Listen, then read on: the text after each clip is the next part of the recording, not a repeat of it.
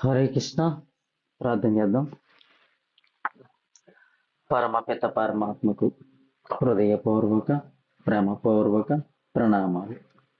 ఒక అంగుళం కిందంపండి.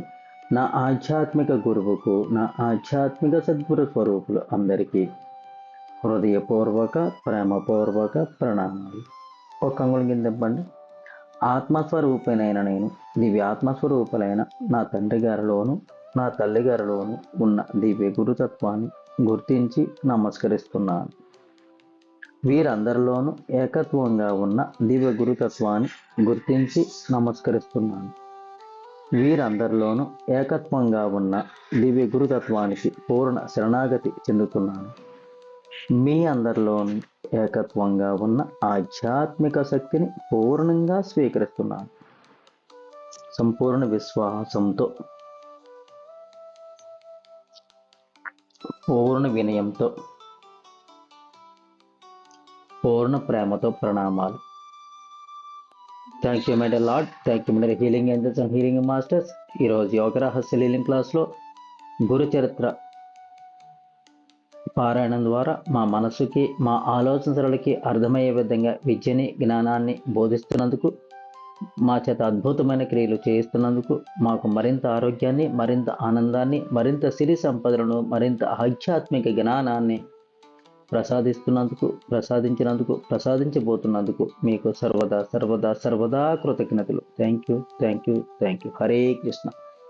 జై దత్త గురుదత్త, జై దత్త గురుదత్త, జై దత్త గురుదత్త.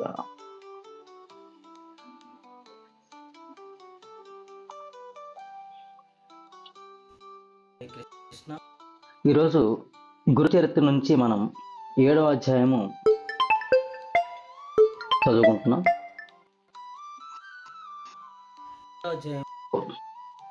గోకర్ణ క్షేత్రము యొక్క మహిమను గురించి మరియు మిత్రసహుడను రాజు యొక్క బ్రహ్మ హత్య పాప నివృత్తి గురించి, గౌతమ ఋషికి శివదూతలు పాపాత్మురాలకు సౌదామణి కథను వివరించడం గురించి, అలాగే శివరాత్రి మహత్యముల గురించి నిరూపణ చేయడం జరుగుతుంది. ఈ 7వ అధ్యాయంలో ప్రతి ఒక్కరూ సావధానంగా వింటే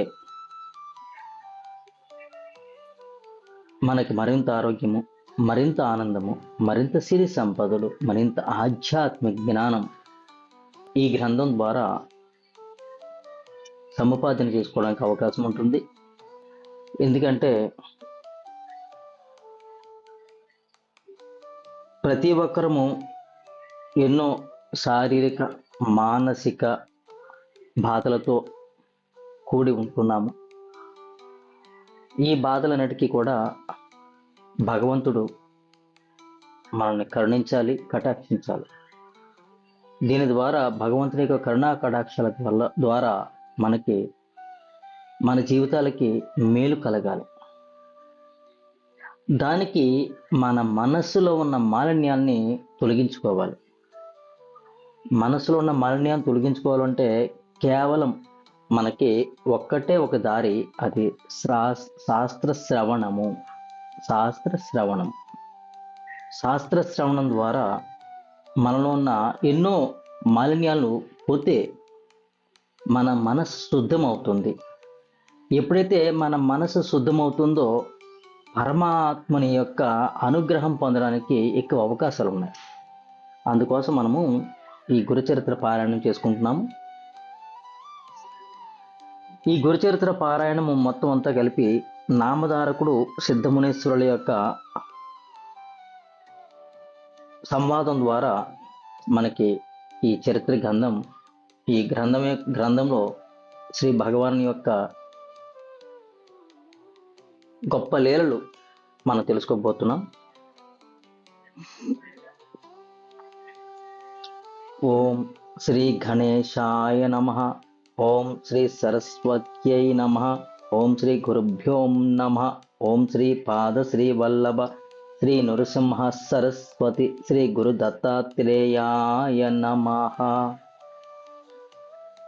నామధారకుడు సిద్ధమునేశ్వరుని పాద పద్మములకు ప్రణమిల్లి ఇట్లడుగుతున్నాడట.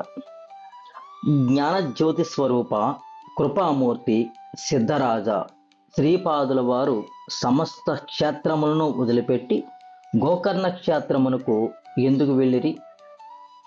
అంతకు పూర్వము ఎవరైనను అతడికి వెళ్ళి విశేష ఫలమును అనుభవించి ఉండిరా? గురువునకు ప్రీతి పాత్రమైన శ్రీ గోకర్ణ క్షేత్ర మహిమను వినయువులనని నా మనసు మిక్కిలి ఉబలాట పడుతున్నది. కావున గొప్పదైన గోకర్ణ క్షేత్ర మహిమను గూర్చి విశేషమైన శ్రవణమును చేయించి నన్ను పునీతుని గావించమని పదే పదే ప్రార్థించాడు నామధారకుడు సిద్ధమునీశ్వరుణ్ణి. అందుకు సిద్ధముని కరుణించి ఇటు చెప్తున్నాడు, నామధారక, నీకు అద్భుతమైన గోకర్ణ క్షేత్ర మహిమను మహాత్యమును వివరంగా చెప్పుతున్నాను. ఏకాగ్ర చిత్తుడవై శ్రద్ధగా వినుము. నామధారకుడు అడిగాడట, అసలు గోకర్ణ క్షేత్రం యొక్క మహత్యం ఏమిటి? గురువు అసలు గోకర్ణ క్షేత్రంలో ఎందుకు నివాసం ఏర్పరచుకున్నారు? దాని గురించి మిక్కిలి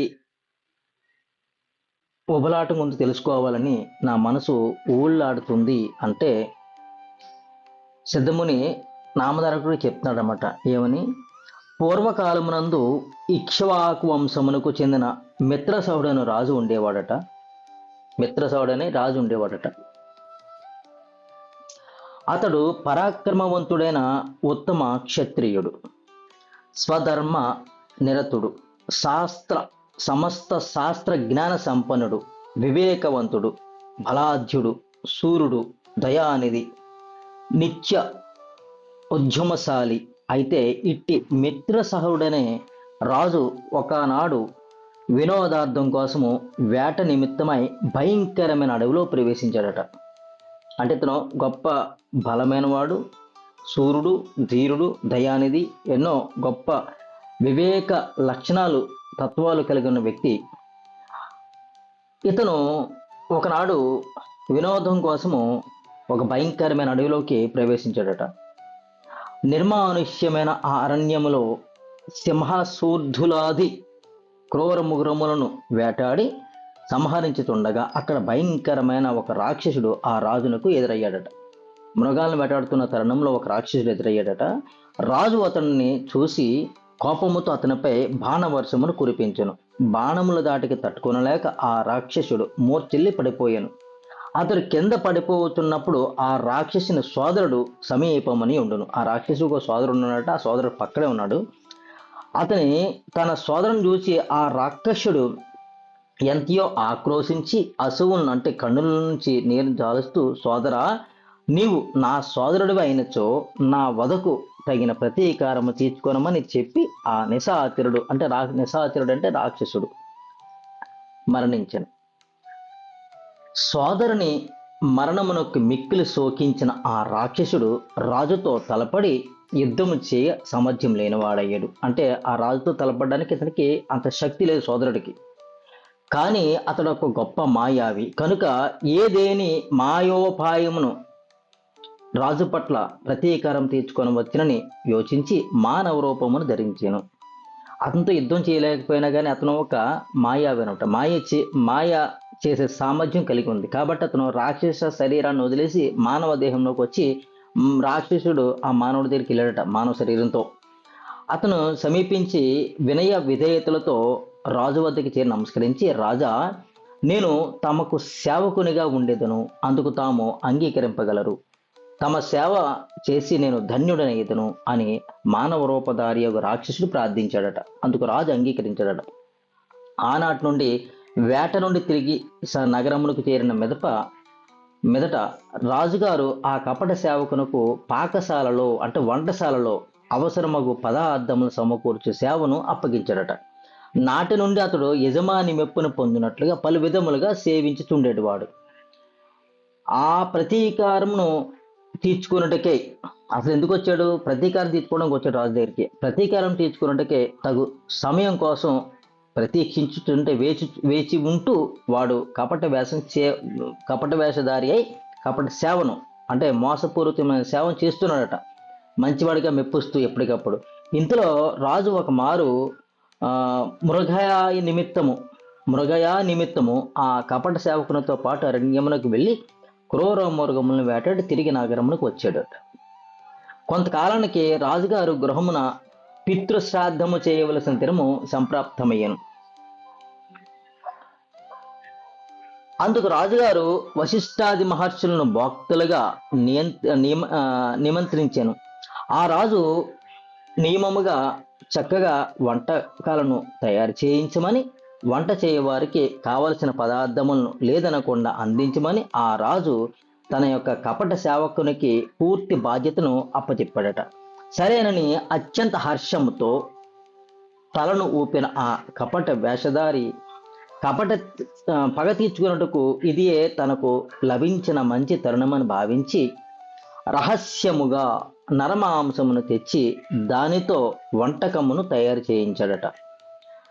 శ్రాద్ధ కాలమునందు భోక్తలకు ఋషీశ్వరుల ముందు విస్తరాకులు వేసి మొదట నరమాంస వంటకమును వడ్డింపజేసెను.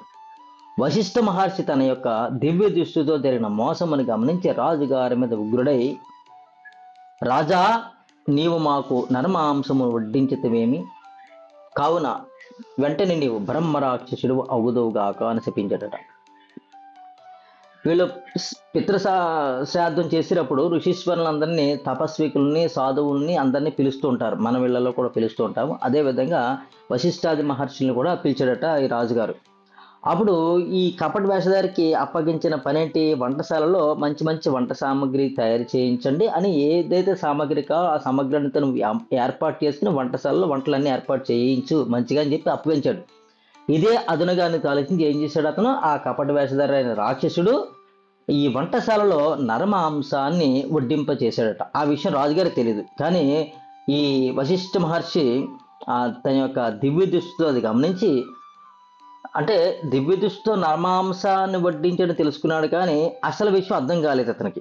అంటే అంత లోపలికి వెళ్ళలేదు. అంటే చాలా మంది అడుగుతారు అన్నమాట, మహర్షులకి దివ్య దృష్టి ఉంటుంది కదా, మొత్తం తెలుసుకోవచ్చు కదా అని. కానీ వారు ఎంతవరకు తెలుసుకుందాం అనుకున్నారు అంతవరకు తెలుసుకుంటారు. ఇంకా పూర్తిగా దీర్ఘంగా తెలుసుకుందాం అనుకుని దీర్ఘంగా కూడా తెలుసుకుంటారు. చాలా మంది నన్ను కూడా అడుగుతారు, గురుగారు మీకు ఎనర్జీ స్కాన్ చేయడం వచ్చు కదా, మమ్మల్ని గురించి పూర్తిగా తెలుసా అని. తెలుస్తుంది. ఎందుకు తెలియదు?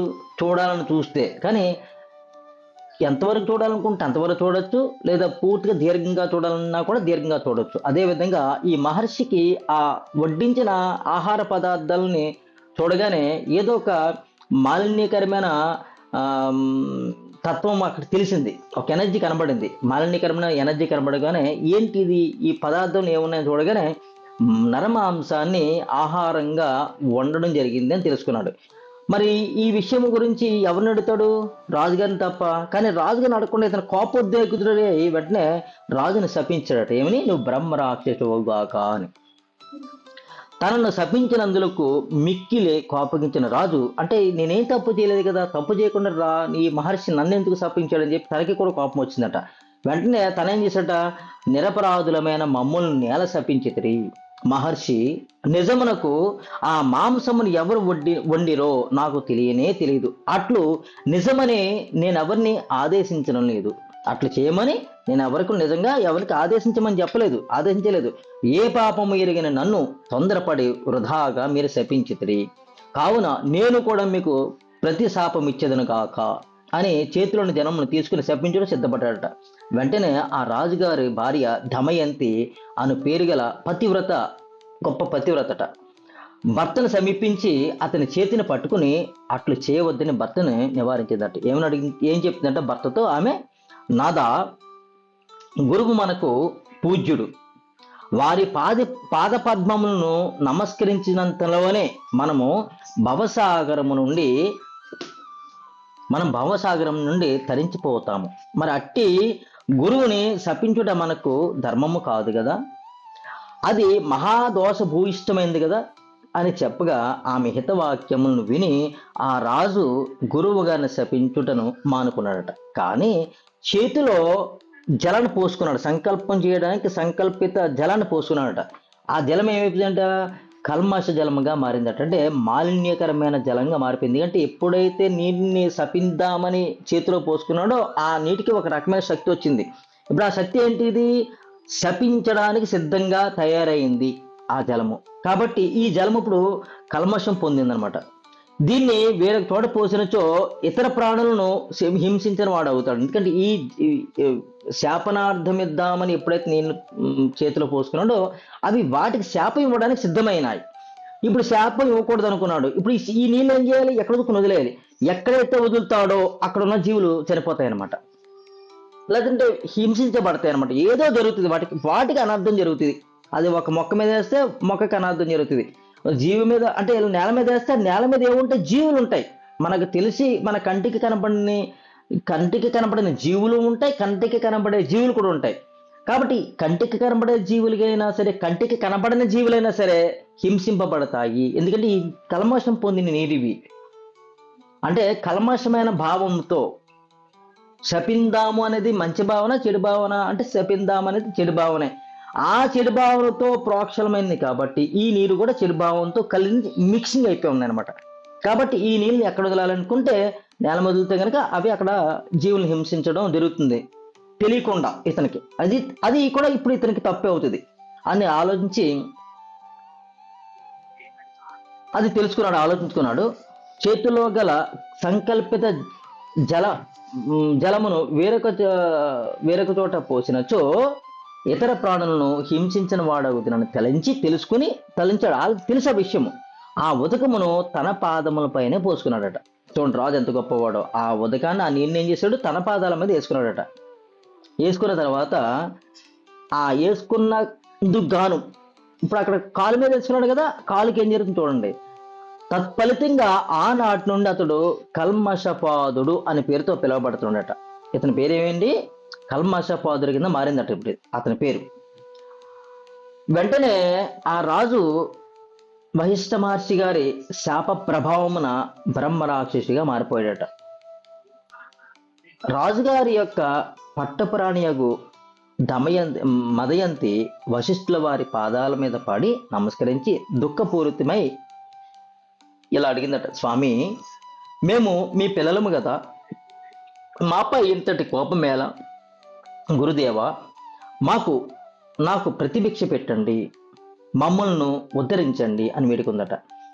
ఆమె పలికిన దీన వచనములకు శాంతించిన మహర్షి ప్రసన్నుడై, మహారాణి విను, 12 సంవత్సరములు గడిచిన మీదట నీ భర్త తిరిగి రాజు కాగలడు అనే శాపముక్తిని ప్రసాదించి వశిష్ఠ మహర్షి తన ఆశ్రమమునికి వెళ్ళిపోయాడట. మిత్రసౌడను ఆ రాజు బ్రహ్మరాక్షసుడై వనాంతరములకు వెళ్ళిపోయాడు. బ్రహ్మరాక్షసుడికి మారిపోయిన మిత్రసౌడు కల్మషపాదుడు అడవులకు వెళ్ళిపోయాడట. ఆనాటి నుండి కల్మషపాదుడనే ఆ బ్రహ్మరాక్షసుడు నిర్మానుష్యమైన కేకారణ్యమునందు తిరిగాడుచు పశుపక్షాదులను కనబడిన మానవులను పట్టుకుని భక్షించుచుండేవాడు. ఇట్లుండగా కొంతకాలానికి ఒకనాడు ఆ అడవి యందు దారిలో నడిచి వెళుచున్న బ్రాహ్మణ దంపతులను ఆ భయంకరాకారుడగు బ్రహ్మరాక్షసుడు చూచాడట. అంతే అకస్మాత్తుగా పశువు మీదకి పులి దాడి చేసినట్లుగా ఆ రక్కసుడు తన భార్యతో కలిసి ఆనందంగా వెళుతున్న బ్రాహ్మణుని పట్టుకుని భక్షించుడికే పక్కకు తీసుకుని వెళ్ళిపోయాడట.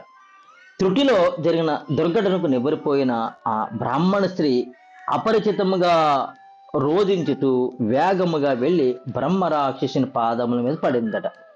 అయ్యో, నా ప్రాణేశ్వరుని చంపవద్దు, నా సౌభాగ్యమును రక్షింపుము నాయనా, అతని భార్య నైన నన్ను ప్రీతితో హాయిగా భుజించుము. ఓ రాక్షసుడా, అతని భార్యనైన నన్ను నువ్వు హాయిగా ప్రీతితో భుజించు, నా భర్తను వదిలివెయ్యి అని వేడుకుందట. భర్త లేని భార్య జీవితము బండరాయి వలె వ్యర్థము. తరుణ వయస్సులో గల అత్యంత సౌందర్యవంతుడు, సమస్త వేదశాస్త్ర భారంగతుడు అయిన నా స్వామి ప్రాణములను కాపాడము. అందుచే ఈ విశాల విశ్వమును రక్షించిన అనంత పుణ్యఫలము నీకు లభించు. నా ప్రాణస్వామిని ఎప్పుడైతే వదులుతావో నీకు అనంత పుణ్యఫలం లభిస్తుంది. ఈ విశాల విశ్వంలో మాపై కృప చూపము, నీ కూతురినే పుట్టేదను. ఆ రాక్షసుని అడుగుతుంది, నాకు ఈ విధంగా చేయడం వల్ల తిరిగి నేను శరీరం వదిలిన తర్వాత చనిపోయిన తర్వాత నీ కూతురునై పుట్టెదను, నాకు పుత్రుడు పుట్టినచో లేదు నాకు పుత్రుడు పుట్టినచో అతనికి నీ పేరే పెట్టుకుందును అని అనేక విధములుగా హృదయ విధాకరముగా ఆ విప్రవనిత ఎంతగానో ప్రార్థించిందంటే రాక్షసుడిని. కానీ క్రూరుడు నిర్దయుడు అయిన ఆ రక్కసుడు ఆమె మాటలను అంగీకరించకుండా ఆ బ్రాహ్మణుని తినేసాడట ఆ బ్రాహ్మణుని. తన ఎదుట భర్తను భక్షించుటను చూచి ఆ బ్రాహ్మణ పత్ని ఉగ్రురాలై, ఓరి రాక్షసుడా, నా శాపమును జాగ్రత్తగా వినుము. ఎందుకంటే వీరు బ్రాహ్మణ వంశం చెందిన వారు కాబట్టి వీరికి కొన్ని శక్తులు భగవంతుడి నుంచి వచ్చి ఉంటాయి. ఎందుకు ఇక్కడ రాక్షసుని ఎంతగానో బ్రతిమాలింది, అయినా కూడా కర్కశ అయిన రాక్షసుడు ఏం చేశాడు, ఇతన్ని చంపి తినేశాడు. అందుకోసం ఈయనకి ఉగ్రురాలే కోపం వచ్చి, ఓరి రాక్షసుడా, నా శాపమును జాగ్రత్తగా వినుము. నీవు సూర్యవంశపు రాజువై ఉండి శాపవసత్తున బ్రహ్మ రాక్షసుడవైతివి. నీవెవరు? సూర్యవంశరాజువి నువ్వు, కానీ శాపవశత్తులో నువ్వు బ్రహ్మ రాక్షసుడవయ్యావు. 12 సంవత్సరములు గడిచిన మీదట నీకు శాప విముక్తి లభించును. అప్పుడు నీవు నీ భార్యతో రమించి నా ఎడల వెంటనే నీకు మరణము తప్పదు. దురాత్ముడివైన ఓ రక్కసుడా, దుష్టభావంతో నిర్దయుడివై అనాథులను భక్షించుచుంటివి. మా దంపతులను ఎడబాపిన మహాపాపమును నీవు అనుభవింపక తప్పదు అని తీవ్రంగా శపించిందట. పిదప తన భర్త యొక్క ఎముకలను ప్రోగు చేసి కట్టెలను పేర్చి అగ్ని వల్లే తగిల్చిందట. వెంటనే అగ్ని ప్రవేశం చేసి ఆమె తన ప్రాణములను అగ్నికి ఆహుతి చేసిందట. ఆ రోజుల్లో భర్త మీద అపారమైన ప్రేమ కలిగి ఉంటారు స్త్రీమూర్తులు. భర్త ఎప్పుడైతే శరీరాన్ని వదిలేసాడో, చనిపోయాడో, ఆ స్థితి మీదే తన యొక్క శరీరాన్ని కూడా పెట్టుకుని భర్తతో పాటు చనిపోయేది. అందుకే సతీ సహగమనం అనేవారు అప్పట్లో. ఇది ఎవరిని ప్రేరేపించి కానీ ఎవరి యొక్క ఉద్దేశంతో కానీ ఆ నిర్ణయం తీసుకోరు. ఆ పతి లేని జీవితము అనర్థము నాకు అన్న ఆలోచనతో స్త్రీమూర్తులు ఉండేవారట, పతివ్రతలు కాబట్టి. అనంతరము గిర్రున 12 సంవత్సరంలో కాలం గడిచిపోయింది. వెంటనే 12 సంవత్సరాల కాలం గడిచిపోయిందట. శాప విముక్తుడైన కల్మషపాదుడు తిరిగి నగరమునకు వచ్చి, అంటే 12 సంవత్సరాల తర్వాత శాపం పోతుందని చెప్పింది కదా వశిష్ఠ మహర్షి, కూడా అదే విధంగా శాపం నివృత్తి చేసి చెప్పాడు. శాప విముక్తుడైన కల్మషపాదుడు తిరిగి నగరమునకు వచ్చి రాజుగా మారాడట. రాజుగా ఆల్రెడీ రాజే కాబట్టి రాజుగా ఉండిపోయాడట. ఇక అడవిలో జరిగిన వృత్తాంతమును తన భార్యకు మదయంతికి వివరించి విప్రవనిత విధించిన శాపమును గూర్చి తెలియజెప్పినట. ఆ విప్రవనిత ఏదైతే శాపం ఇచ్చిందో చెప్తాడట. భర్త మాటలు వినిన మదయంతి మిగులు దుఃఖించి ఇక జీవించే ప్రయోజనం లేదని లోన బాధపడి తుదకు తన ప్రాణములను త్యజించుటకు సిద్ధపడెను. ఇక్కడ ఏమైంది, 12 సంవత్సరాల తర్వాత నీకు శాప విముక్తి జరుగుతుందని వశిష్ఠ మహర్షి చెప్పాడు. ఇప్పుడు మరలా అదే విధంగా ఈ విప్రవనిత ఏం శాపం ఇచ్చింది, నీవు సూర్యవంశపు రాజువై ఉండి శాపవశత్తున బ్రహ్మ రాక్షసుడవైతివి. సరే, మరలా 12 సంవత్సరములు గడిచిన పిదప నీకు శాప విముక్తి లభించును. అప్పుడు నీవు నీ భార్యతో రమించిన ఎడల వెంటనే నీకు మరణము తప్పదు. దురాత్ముడువైన రక్కసుడా, దుష్టభావంతో నిర్దయుడివై అనాథులను భక్షించుచుంటివి. మా దంపతులను ఎడబాపిన మహాపాపమును నీవు అనుభవింపక తప్పదు అని తీవ్రంగా శపించిందట. నువ్వు 12 సంవత్సరాల తర్వాత బ్రహ్మరాక్షసుడి నుంచి మానవ దేహానికి వస్తావు, రాజుగా వెళ్తావు. కానీ నువ్వు వెళ్ళిన తర్వాత నీ భార్యతో రమిస్తే గనక నీకు వెంటనే మరణం తప్పదు. ఎందుకు? నువ్వు దుష్టభావంతో నిర్దయుడివే అనాథులని అందరినీ కూడా భక్షిస్తున్నావు కాబట్టి, నా భర్తను నువ్వు హతమొందించావు కాబట్టి నీకు శాపం ఇస్తుందని చెప్పిందట. పెదప తన భర్త యొక్క ఎముకలు తీసుకుని ప్రోగు చేసి కట్టిగా రగిల్చిన అగ్నికి ఆమె కూడా ఆహుతి అయిపోయింది. ఈ విషయము ఈ మదయంతికి చెప్పితే రాజు అప్పుడు ఈ విషయం గురించి మదయంతి దుఃఖిస్తూ ఇక జీవించి నా ప్రయోజనం, ఎందుకంటే భర్త సజీవంగా వచ్చాడు కానీ సుఖం అనుభవించడానికి లేదు, ఇలాంటి జనం ఉంటే ఎందుకు, పోతే ఏంటి, నష్టమేంటి అని చెప్పేసి ఆమె దుఃఖిస్తుంది అనమాట. ప్రభువు ఇంతవరకు మనకు సంతానము కలగలేదు, 12 సంవత్సరముల పర్యంతము ఎన్నో కష్ట నష్టములు అనుభవించుతున్నప్పటికీ దుష్ట ప్రారంధము నుండి మనము తప్పించుకోనలేక పోయితమి కదా. మనం ఎన్నో కష్టాలు పడ్డావు. నీవు అడవిలో ఉండి బ్రహ్మరాక్షసుడిగా ఉండి నువ్వు కష్టాలు పడుతున్నావు, రాజ్యంలో ఉండి నేను కూడా కష్టాలు పడ్డాను. ఇన్ని కష్టాలు పడ్డా సరే మనకి దుష్ట ప్రారంధం అంటే ఇప్పుడు జరుగుతున్నది ఏదైతే ఉందో దాన్ని మనము తప్పించుకోలేకపోతున్నాము, పోయితమే కదా. అయ్యో హతవిధి అని అత్యంత శోక సంతప్తురాలై భార్య పలికిన మాటను విని ఆ రాజు అంతులేని దుఃఖమునకు లోనయ్యాడట. అతని కనుల నుండి కన్నీరు కట్టలు తెంచుకుని ప్రవహిస్తున్నాయట. బ్రహ్మ రాక్షసిగా నుండు కాలమున నేను బ్రహ్మహత్య పాతకము రాజును వెంటాడి బాధింపసాగాను. బ్రహ్మ రాక్షసిగా ఉన్నంత కాలము చేసిన ఈ బ్రహ్మహత్య పాతకం ఏదైతుందో రాజుని బాధింప చేస్తుందట. ఇప్పుడేమి చేయదును అని మంత్రులను కోరగా వారు రాజుతో ఏం చెప్పారట, మీరు బ్రహ్మహత్యా దోషమును పోగొట్టుకోమని చెప్పారట. మీరు వెంటనే బ్రహ్మహత్య దోషమును పోగొట్టుకోండి అని చెప్పారట మంత్రులు. అందుకుగాను మీరు సమస్త తీర్థములను దర్శించినచో బ్రహ్మహత్యాది పాపము నుండి ముక్తులై పునీతులయ్యెదరని రాజుగారి వృద్ధ పురోహితులు మంత్రివర్యులు అందరూ కలిసి ఏకాభిప్రాయమునికి వచ్చి వెల్లడించారు, చెప్పారట. మీరు సమస్త తీర్థయాత్రలు సమస్త తీర్థములను దర్శించి అక్కడ స్నానం చేసి ఆ క్షేత్ర పాలకుణ్ణి మీరు దర్శించుకుంటే మీకు పాపాలన్నీ కూడా విముక్తులవుతారు, పాపాలను కూడా పోతాయి అని చెప్పారట. వారి యొక్క సలహా మేరకు ఆ రాజుగారు ఏం చేశాడట, తీర్థయాత్రకి బయలుదేరాట. విధిపూర్వకంగా సమస్త యాత్రను పూజ చేశాడట. వెళ్ళి సమస్త యాత్రను పూజ చేశాడు. తాను వెళ్ళిన ప్రతి పుణ్యక్షేత్రమునందు ఆ రాజు యజ్ఞములు నిర్వహించెను. బ్రాహ్మణులకు పేదలకు అన్నదానము చేశాడట. మరెన్నో శాస్త్ర విహిత అంటే శాస్త్రం ఏదైతే చెప్తుందో, శాస్త్ర విహిత అంటే శాస్త్రం బోధించే విధంగా దాన ధర్మాలను ఇచ్చాడట. ఆ విధంగా అనేక పుణ్యకార్యములను ఆచరించను. అయితే మిత్ర సహోడను ఆ రాజు ఏ తీర్థమునకు వెళ్ళినను అతని చేత జరిగిన బ్రహ్మహత్యా పాతకము ఎవరి కంటికి కనిపించకుండా భయంకర స్వరూపముతో అతను వెంపడి వచ్చుతున్నది. చూడండి, అతను ఏ క్షేత్రానికి వెళ్ళినా కానీ తనకు తెలియకుండా తన యొక్క బ్రహ్మ హత్య పాపం ఏదైతే ఉందో అతనికి తెలియకుండానే వెంబడించి వస్తుందట. ఆ రాజు మిక్కిలి భయపడి ఏమి చేయుటకు దిక్కుతోచక చింతాక్రాంతుడై నిరాశకు లోనవుతున్నాడట. తెలియకుండా నిరాశకు లోనైపోతున్నాడట. నాకు ఎన్ని హోమం చేసినా కూడా ఇది నాకు పోయినట్టు కనబడతలేదే అనిపిస్తున్నాడు ఎప్పటికప్పుడు, ఎందుకంటే అది వెంటాడుతూ వస్తుంది. అది ఇట్టి పరిస్థితిలో మానసికంగా అంటే చూడండి, ఇక్కడ మనకి తెలిసి చేసినా తెలియక చేసినా తప్పే. దానికోసము మీకు ఎన్నోసార్లు చెప్పాను, ఎన్ని తీర్థయాత్రలు చేసినా ఎన్ని హోమాలు చేసినా ప్రారంధాన్ని ఎవరు తప్పించలేరు అని. ఆ విషయము అతను తెలుస్తుంది. నేను ఎన్నో పుణ్యకార్యాలు అయినా కానీ నాకంటే తన మనసుకి ఆనందం కలగట్లేదు. ఆనందం కలిగింది మంచి అన్న భావన వస్తుంది. ఆనందం కలగట్లేదంటే ఇంకా నన్ను వేధిస్తుందేమో, ఇంకా వెంటాడుతుందేమో అని భయం ఉంటుంటుంది ఎప్పుడు. అదే విధంగా రాజు కూడా భయపడుతున్నాడట. ఆ రాజు మిక్కిలి భయపడుచు ఏమీ దిక్కుతోచక చింతాక్రాంతి నిరాశకు లోనయ్యాడట. ఇట్టి పరిస్థితుల్లో మానసికంగా బలహీనపడిన ఆ రాజునకు ఒకనాడు దైవయోగము ఘటించెను. ఏ విధంగా అట, తద్వారా మిథిలాపురము యొక్క బాహ్య ప్రదేశము నందుగల మిథిలా నగరం అనే ఒక బాహ్య ప్రదేశం ఉందట.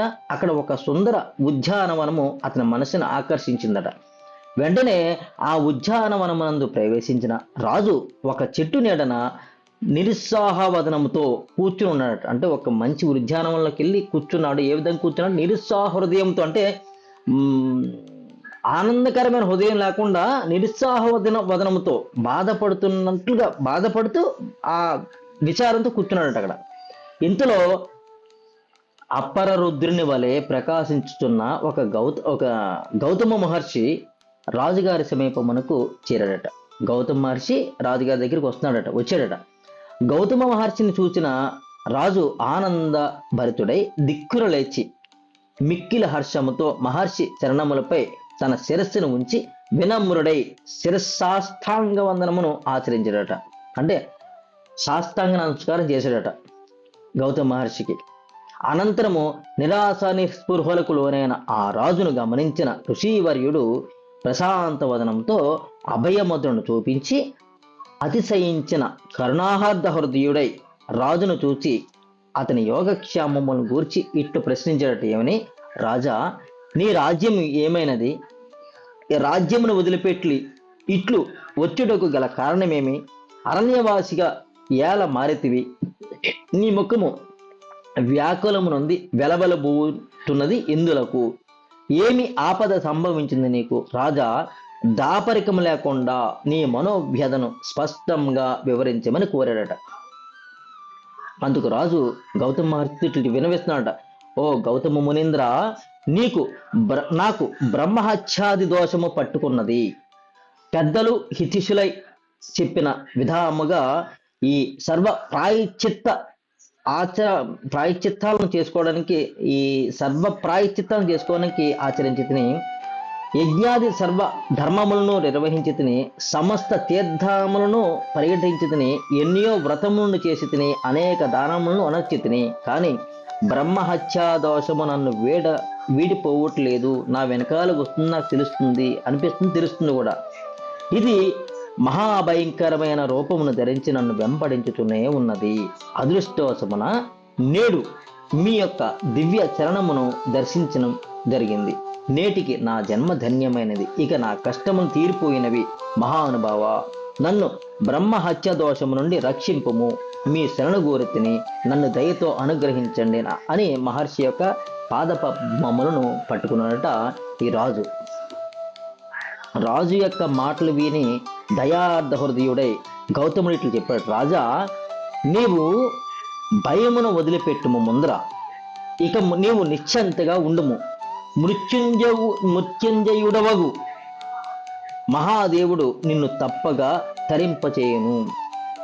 నీ పాపములను నశింపజేయగల ఒక గొప్ప తీర్థమును గూర్చి నీకు చెప్పేదను వినుము. సమస్త మహాపాతకములను నశింపజేయగలిగడి విశేషమైన ఒక పవిత్ర క్షేత్రము గలదు. దాని పేరు గోకర్ణము. సమస్త మహాపాపాలని తరింపజేసేది, నశింపజేసేది ఒక విశేషమైన క్షేత్రం గలదు. దాని పేరు గోకర్ణము. అట్టి గోకర్ణమును స్మరించిన చాలును బ్రహ్మహత్యాది పాపములన్నీ కూడా సమసిపోగలవు. అంటే చూడండి, గోకర్ణము ఒకటి ఉంది, అక్కడ సమస్త పాపాలకు నశింపబడతాయి. అక్కడికి వెళ్ళనవసరం లేదు.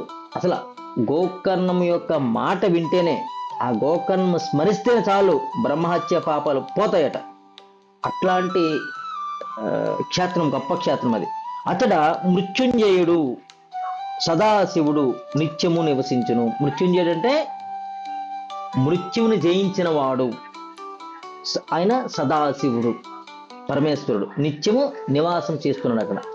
కైలాస శిఖరమునందు లేదా మందార పర్వత శిఖరమునందు కర్పూర గౌరుడగు శంకరుడు సర్వదా నివసించున్నట్లుగా గోకర్ణ క్షేత్రమునందు ఆయన ఎల్లప్పుడూ నిత్య సన్నిహితుడై విరాజిల్లుచుండెను. అక్కడ ఉండవలసిన పరబ్రహ్మ స్వరూపము ఇక్కడే ఉంటున్నాడు. అంధకారమును తొలగించి లోకమును తరింపజేయుటకు, ప్రకాశింపజేయుటకు ఒక్క సూర్యునికే సాధ్యము. కానీ ఆ పని అగ్నికి గాని చంద్రునికి గాని సాధ్యము కాదు. అంధకారాన్ని పోగొట్టాలంటే, ప్రకాశించాలంటే ఒక సూర్యుడికే సాధ్యం, కానీ అగ్నికి చేత కాదు. అగ్ని వెలుతుని ప్రకాశిస్తుంది, కానీ ఎంచే వెలుగుతుంది, కొంతసేపు మాత్రం వెలుగుతుంది. అదేవిధంగా చంద్రుడు కూడా ప్రకాశింపజేస్తూ ఉంటాడు. ఎంతసేపు? కొంతసేపే. అతని యొక్క ప్రకాశం కూడా వెంటనే పోతుంది కొంత సమయానికి. కానీ సూర్యుని యొక్క ప్రకాశం ఎప్పుడు విరాజిల్లుతూనే ఉంటుందట. అన్ని తీర్థములతో పాపాలన్నీ నశింపబోజాలవు. అన్ని తీర్థాలు కూడా పాపాన్ని నశించే శక్తి లేదట. కానీ సూర్యుడు ఉదయించిన తోడనే చీకటి హరాయించిపోయినట్లు గోకర్ణ క్షేత్రమును దర్శించినంత మాత్రమున పాపములని పటాపంచలవు. చూడండి ఎంత గొప్ప విశేషం చెప్తున్నాడో. ఎన్ని తీర్థాలకు వెళ్ళినా కానీ పాపాలు నశించవేమో, కానీ ఒక్క గోకర్ణం వెళ్తే మాత్రము పాపాలను నశించిపోతాయి, పటాపంచలైపోతాయని చెప్తున్నాడు. ఒకవేళ సహస్ర బ్రహ్మహత్యా దోషములు గలవారైనను, మామూలు బ్రహ్మహత్య దోషం కాదు, సహస్ర అంటే 1000 1000 బ్రాహ్మణులను చంపిన హత్యాదోషం కలిగినా గాని నీకు గలవారైనా గాని గోకర్ణ క్షేత్రమునందు ప్రవేశించినంతలోనే వారు శుద్ధులవ్వెదరు అని చెప్పాడు. బ్రహ్మ విష్ణు ఇంద్రుడు ఇత్యాది దేవతలు సహితము ఇచ్చట తపస్సును ఆచరించి కామ్య సిద్ధిని పొందితిరి. బ్రహ్మ విష్ణు మహేశ్వరుడు, ఇంద్రుడు మహేశ్వరుడు కదా, బ్రహ్మ విష్ణు ఇంద్రుడు ఇలాంటి దేవతలు ఎందరో ఇక్కడ తపస్సు చేసి కామ్య సిద్ధి అంటే కామ్య అంటే కోరిక, కోరికను సిద్ధింపు చేసుకున్నారట అక్కడ తపస్సు చేసి. అంటే ఇల్లు వచ్చేయడానికి తపస్సు చేసిన కొంతకాలం ఉంది అక్కడ. భక్తి శ్రద్ధలతో ఈ క్షేత్రమునందు జరపబడు వ్రతములు పూజలు 1,00,000 పాళ్ళు అధికముగా ఫలవంతమగునని చెప్పుటకు ఎంత మాత్రము సంశయింపన పని లేదు. ఇక్కడ చేసే వ్రతాలు జపాలు 1,00,000 పాళ్ళు ఎక్కువగా బయట చేస్తే ఎంత వస్తుందో అంతకంటే ఎక్కువ వస్తున్నారు ఇక్కడ. అది ఎంతో మహత్తరమైన పుణ్యక్షేత్రము. ఏ చోటనైతే బ్రహ్మాది దేవతలందరూ స్వయంగా తపస్సు చేయుదురో అట్టి పుణ్యక్షేత్రమును గూర్చి ఇంతకంటే అధికముగా ఏమని చెప్పగలను? విష్ణుమూర్తి పనుపును అనుసరించి విఘ్నేశ్వరుడు స్వయంగా ఈ గోకర్ణేశ్వరుని ప్రతిష్ఠించాడు. ఇక్కడ గోకర్ణ క్షేత్రం ఎలా వచ్చింది? విష్ణువు యొక్క మాటతో వినాయకుని గారి యొక్క తండ్రి గారైన శివపరమాత్మ ఇచ్చిన ఆత్మలింగాన్ని ఈ గోకర్ణ క్షేత్రంలో ప్రతిష్ఠ చేశాడు. ఎప్పుడు ఇది వరకు మనము 6వ అధ్యాయంలో తెలుసుకున్నాం. మనది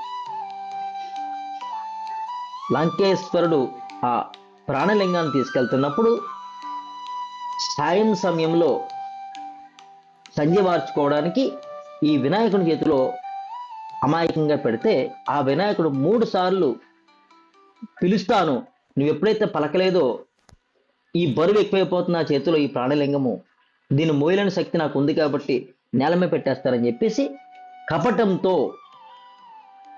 కపటముతో వినాయకుడు 3 సార్లు పిలవగా లంకేశ్వరుడు రాలేకపోయిన సందర్భంలో ఈ వినాయకుడు అక్కడ ప్రతిష్ఠ చేశాడు. ఇక్కడ కపటము దీనికి అక్కడ లంకేశ్వరుడు చేసే కార్యము మంచిది కాదు కాబట్టి అక్కడ కపటమే సత్యమైంది, అక్కడ కపటమే నిజమైంది, అక్కడ కపటమే చేయాలి. అదే కపటము వినాయకుడు చేశాడు కాబట్టి నేను కూడా చేస్తానని మనందరం చేయడం తప్పు. ఎందుకంటే కార్యము ఎందుకు జరుగుతుంది అని తెలుసుకోవడం ముఖ్యం. అక్కడ ఈ కార్యం చేయడం వల్ల ఏమి ఫలితం వస్తుందని తెలుసుకోవాలి. ఇక్కడ ఈ కార్యం చేయడం వల్ల విశ్వానికి శ్రేయస్సు అని తెలిసి అక్కడ వినాయకుడే స్వయంగా కపట వేషధారి అయి వచ్చి మోసపూరితంగానే అక్కడ పెట్టాడు. అది మోసపూరితమైన కానీ అది మంచిది కాబట్టి అక్కడ ఆ గోకర్ణానికి ఆ గోకర్ణేశ్వరుడి యొక్క ప్రతిష్ఠ జరిగింది కాబట్టి ఆ గోకర్ణ క్షేత్రానికి అంత గొప్ప మహత్వం ఉంది కాబట్టి బ్రహ్మదేవుడు విష్ణువు ఇంద్రాది దేవతలందరూ వచ్చి అక్కడ తపస్సు చేసుకునేవారట. కాబట్టి ఈ గోకర్ణ క్షేత్రము అంత గొప్పదైంది. ఈశ్వరుడే గాక ఈ క్షేత్రం ముందు దేవతలందరూ వారి వారి అంశలతో నిత్యము నివసించెదరు.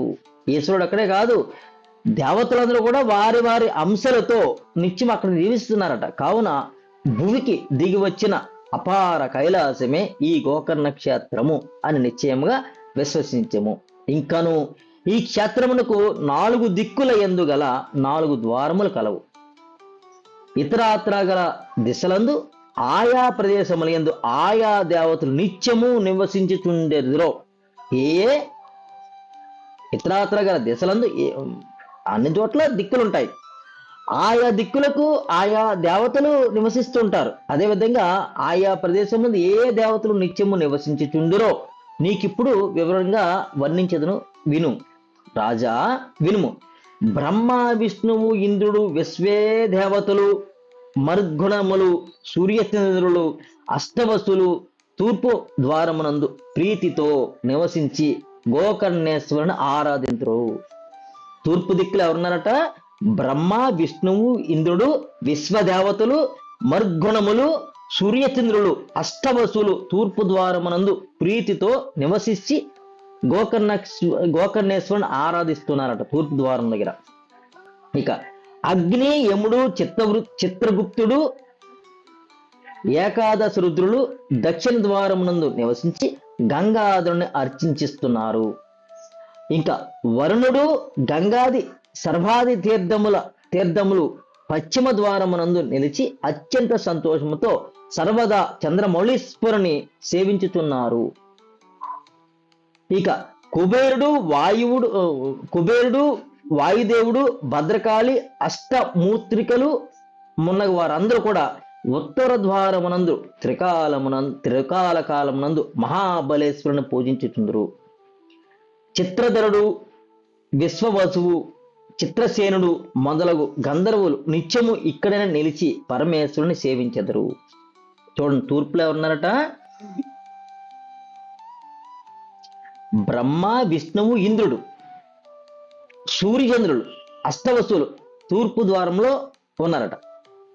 మనము సంస్కరణ చేసుకుంటాము. యోగ రహస్యాల క్లాసులో మీరు నేర్చుకున్నారు, ప్రతిరోజు కూడా మనం చేస్తున్నాం ప్రాక్టీస్ సెషన్లో. తూర్పు దిక్కు నుంచి శాంతి, ఆరోగ్యము కోరుకుంటున్నాం మనం. తగినంత శాంతిని, తగినంత ఆరోగ్యాన్ని, తగినంత శక్తిని ప్రసాదించమని కోరుకుంటున్నాము. ఎవరిని? సూర్యదేవుణ్ణి. తూర్పు దిక్కు. దక్షిణ దిక్కుని ఏం కోరుకుంటున్నాం మనము? యముడిని కోరుకుంటున్నాము, రక్షణ కల్పించమని. ఇక్కడ కూడా ఎవరున్నారు? దక్షిణ దిక్కులో అగ్ని, యముడు, చిత్రగుప్తుడు, ఏకాదశ రుద్రులు దక్షిణ ద్వారం నిలుస్తున్నారు. అందుకే మనము సంస్కరణలో దక్షిణ దిక్కు నుంచి యమధర్మరాజు రక్షణ కోరుకుంటాం మనం ప్రతిరోజు కూడా. అదేవిధంగా పడమటి దిక్కులో వరుణుడు గంగాది సర్వతీర్థములు పశ్చిమ ద్వారమునందు నిలిచి అత్యంత సంతోషంతో సర్వదా చంద్రమౌళీశ్వరుణ్ణి సేవిస్తున్నారట. అందుకే మనము వరుణుడి నుంచి విజయాలు కోరుకుంటాం మనం ఆ దిక్కులో. ఇంకా ఉత్తర దిక్కులో కుబేరుడు, వాయువు దేవుడు, భద్రకాళి, అష్టమూత్రికలు మున్నగ వారందరూ కూడా ఉత్తర ద్వారమునందు త్రికాలమునందు మహాబలేశ్వరుని పూజిస్తున్నారట. అందుకే మనం ఉత్తర దిక్కు నుంచి కుబేరుడిని అష్టైశ్వర్యాలు కోరుకుంటుంటాం. వారు ఊరికనే ఇస్తారా? వారే ఆ పరమేశ్వరుని ప్రార్థన చేస్తూ, అర్చన చేస్తూ అక్కడే ఉండిపోతున్నారు. మరి ఆయా దిక్కుల్లో ఉన్న ఆ దేవతలు మనకి ఎలా ఇస్తారు అంటే కూడా మనము కూడా కొన్ని ప్రార్థనల ద్వారా, కొన్ని ఎక్సర్సైజ్ ద్వారా అర్హత కలిగి ఉండి ఆ అర్హతను నిరూపించుకుంటూ మన ప్రార్థన చేసుకుంటున్నాం. అందుకే మన యొక్క ప్రార్థన ద్వారా, మన యొక్క కార్యం ద్వారా మనకి ఆరోగ్యము, రక్షణ, శాంతి, విజయాలు, అష్టైశ్వర్యాలు లభిస్తాయి త్రికరణ శుద్ధితో మీరు చేస్తూ ఉంటే. ఇక మనము గోకర్ణం వెళ్ళలేదు కదండి అంటే కాదు. మనస్సు ఎక్కడైతే ప్రశాంత చిత్తంలో ఉందే అదే గోకర్ణము. స్వయంగా గోకర్ణం వెళ్తే ఇంకా బాగుంటుంది. వెళ్ళలేని స్థితిలో ఉన్నాం కాబట్టి ఇక్కడ మనం ఈ విధంగా చేసుకుంటున్నాము. గోకర్ణము. గో అంటే ఇంద్రియములు. ఇంద్రియాలను కట్టబెట్టుకున్న స్థానమే గోకర్ణము. ఇంకా ఘృతాచి, రంభ, మేనక, త్రిలోత్తమ, ఊర్వశి మున్నగు అప్సరస్సులు మహాబలేశ్వరునికి ఎదురుగా మహదానందభరితులై నృత్యము చేయుదురు. వశిష్ఠుడు, కశ్యపుడు, కణ్వుడు, విశ్వామిత్రుడు, భరద్వాజుడు, జైమిని, జాబాలి మొదలగు మహా తపస్సంపన్నులకు ఋషీశ్వరులు అందరూ నంది వాహనుని నిత్యము కడు భక్తితో పూజించెదరు.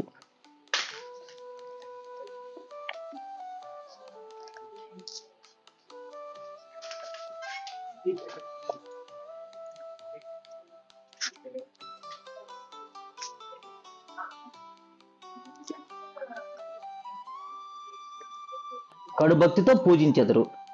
బ్రహ్మ మానస పుత్రుడు క్రతువు, అంగీరసుడు మున్నగు బ్రహ్మర్షులందరూ కూడా గోకర్ణ క్షేత్రం నందుండి అతి భక్తితో మహాబలేశ్వరుని పూజించి తపస్సు ఆచరిస్తున్నారట.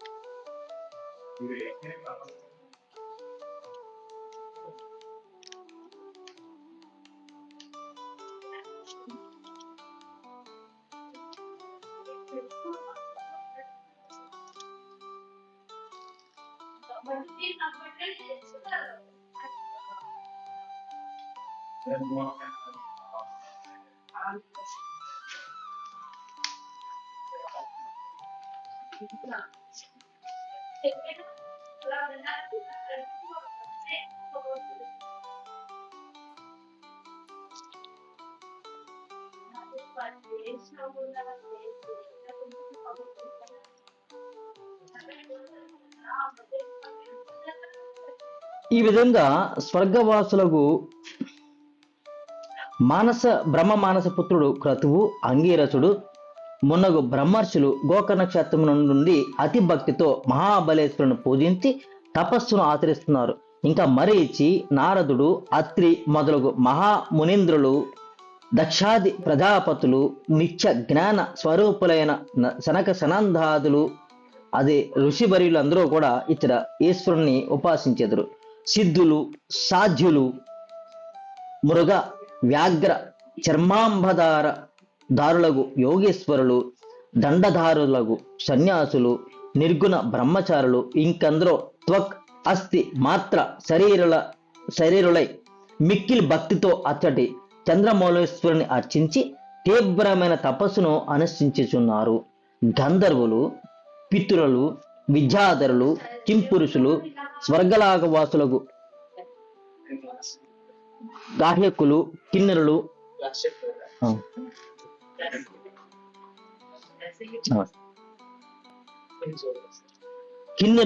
శేషుడు, తక్ష్వకుడు మొదలైన నాగులు, పిశాచములు, బేతాళములు ఇంకను ఎందరెందరో నిత్యము ఇచ్చటికి వచ్చి మహాదేవుని పూజించి పోతున్నారట. పలు విధములైన శృంగారములతో, అనేక దివ్యమైన ఆభరణములతో బహు చక్కగా అలంకరించుకున్న దేవతాగణము సూర్యుని వలె ప్రకాశించుతున్నట్టి దివ్య విమానములు ఎక్కి నిత్యము ఇచ్చడికి చేరుకుందరు. వారందరూ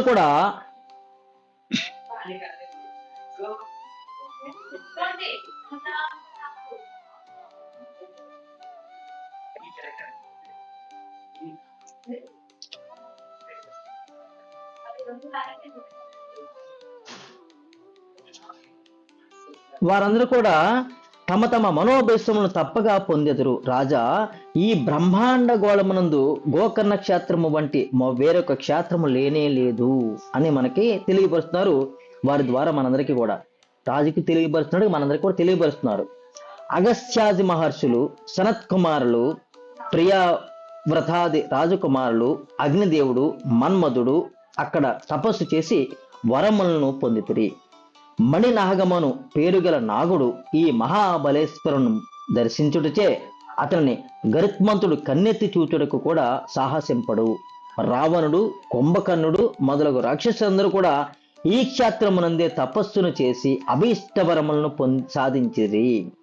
దేవదానవులందరూ కూడా దానవులు అంటే రాక్షసులు, దేవ అంటే దేవతలు, దేవదానవులందరూ కూడా ఇచ్చట తపస్సును వనరించి తమ తమ పేరిట లింగములను ప్రతిష్ఠించిరి. కావున బ్రహ్మ, విష్ణు, వినాయకులు తమ పేరుతో లింగములను ప్రతిష్ఠించితిరి. ఇక్కడ ధర్మక్షేత్ర పాలకులు, దుర్గాది శక్తి దేవతా బృందము ఈ క్షేత్రమందు లింగ ప్రతిష్టను గావించితిరి. కార్తవీర్యుడును ఒక లింగమును ప్రతిష్ఠించెను. గోకర్ణ క్షేత్ర మహిమ అతి గహనమైనది కాబట్టి దానిని పూర్తిగా తెలియట అనేది అసాధ్యము. ఇచ్చట అసంఖ్యాకమైన లింగములు, తీర్థములు ఎన్నియో కలవు. ఏమని చెప్పగలను? ఈ పవిత్ర క్షేత్రమునందు గల రాళ్ళన్నీ కూడా లింగములే. చూడండి, గోకర్ణములో ఉండే రాళ్ళన్నీ కూడా లింగాలేనట. అంత గొప్ప పవిత్ర క్షేత్రం అంటది. ఇచ్చట జలమంతయు కూడా తీర్థమే. ఇక్కడుండే జలమంతా కూడా తీర్థమే. కృతయుగమునందు మహాబలేశ్వరుడు శ్వేతవర్ణమును కలిగి ఉండెను. అటులే త్రేతాయుగమునందు లోహితము అనగా ఎరుపు వర్ణమును కలిగి ఉన్నాడట. ఇక్కడ మహాబలేశ్వరుడు కృతయుగంలో ఎలా ఉన్నాడట? శ్వేతవర్ణము. శ్వేత అంటే కాంతి స్వరూపము, కాంతి స్వరూపంతో ఉన్నాడు త్రేతాయుగంలో. అదే కృతయుగంలో కాంతి స్వరూపంతో ఉన్నాడట. శ్వేతవర్ణం అంటే కాంతి స్వరూపము, దివ్య కాంతి అన్నమాట. ఆ కాంతి ఇలా ఉంటుందని చెప్పడానికి లేదు. అది రూప రహితంగా ఉంటుంది ఆ కాంతి. అంటే ఇలా ఉంటుందని మనం విజువలైజ్ చేయడానికి కూడా లేదనమాట శ్వేతవర్ణం అంటే. అటులే త్రేతాయుగంలో లోహితం అనగా ఎరుపు వర్ణమును కలిగి ఉన్నాడట ఈ మహాబలేశ్వరుడు.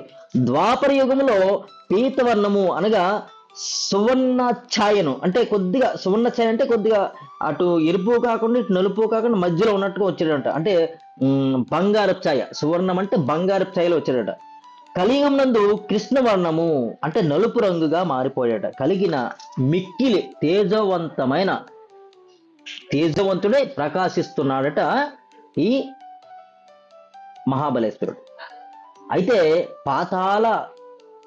పాతాళాది సప్తలోక పర్యంతము నుండి పైకి నిటారుగా నిలబడి ఉన్న మహాబలేశ్వర లింగము కలియుగమున మృదువుగా అయి సూక్ష్మ రూపమున చెంది గోచరించుతున్నది.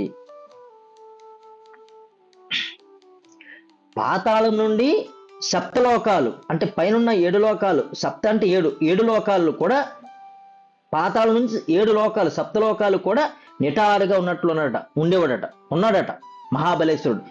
అలా ఉన్న వ్యక్తి కలియుగంలో మృదువుగా అయి సూక్ష్మ రూపమున అంటే చాలా చిన్న రూపం ధరించాడట. కలియుగంలో ఉన్నాడట. ఆ విధంగా ఇక్కడ అత్యంత మహిమాన్వితమైన గోకర్ణ క్షేత్రము పశ్చిమ సముద్ర తీరమునందు గలదు. అది బ్రహ్మ హత్యాది పాపమునే కాదు, దుశ్శీల, దురాచార, పరస్త్రీ, పరపురుష గమనాది పంచమహాపాతకములను సైతము దర్శన మాత్రమున చేతను నశింపజేయును. బ్రహ్మహత్య మహాపాపమే కాదు, చిన్న అంటే దుశ్శీల, దురాచార, పరస్త్రీ, పరపురుష గమనాది పంచమహాపాతకములను సైతము దర్శన మాత్రం చేతను నశింపజేయగలదు.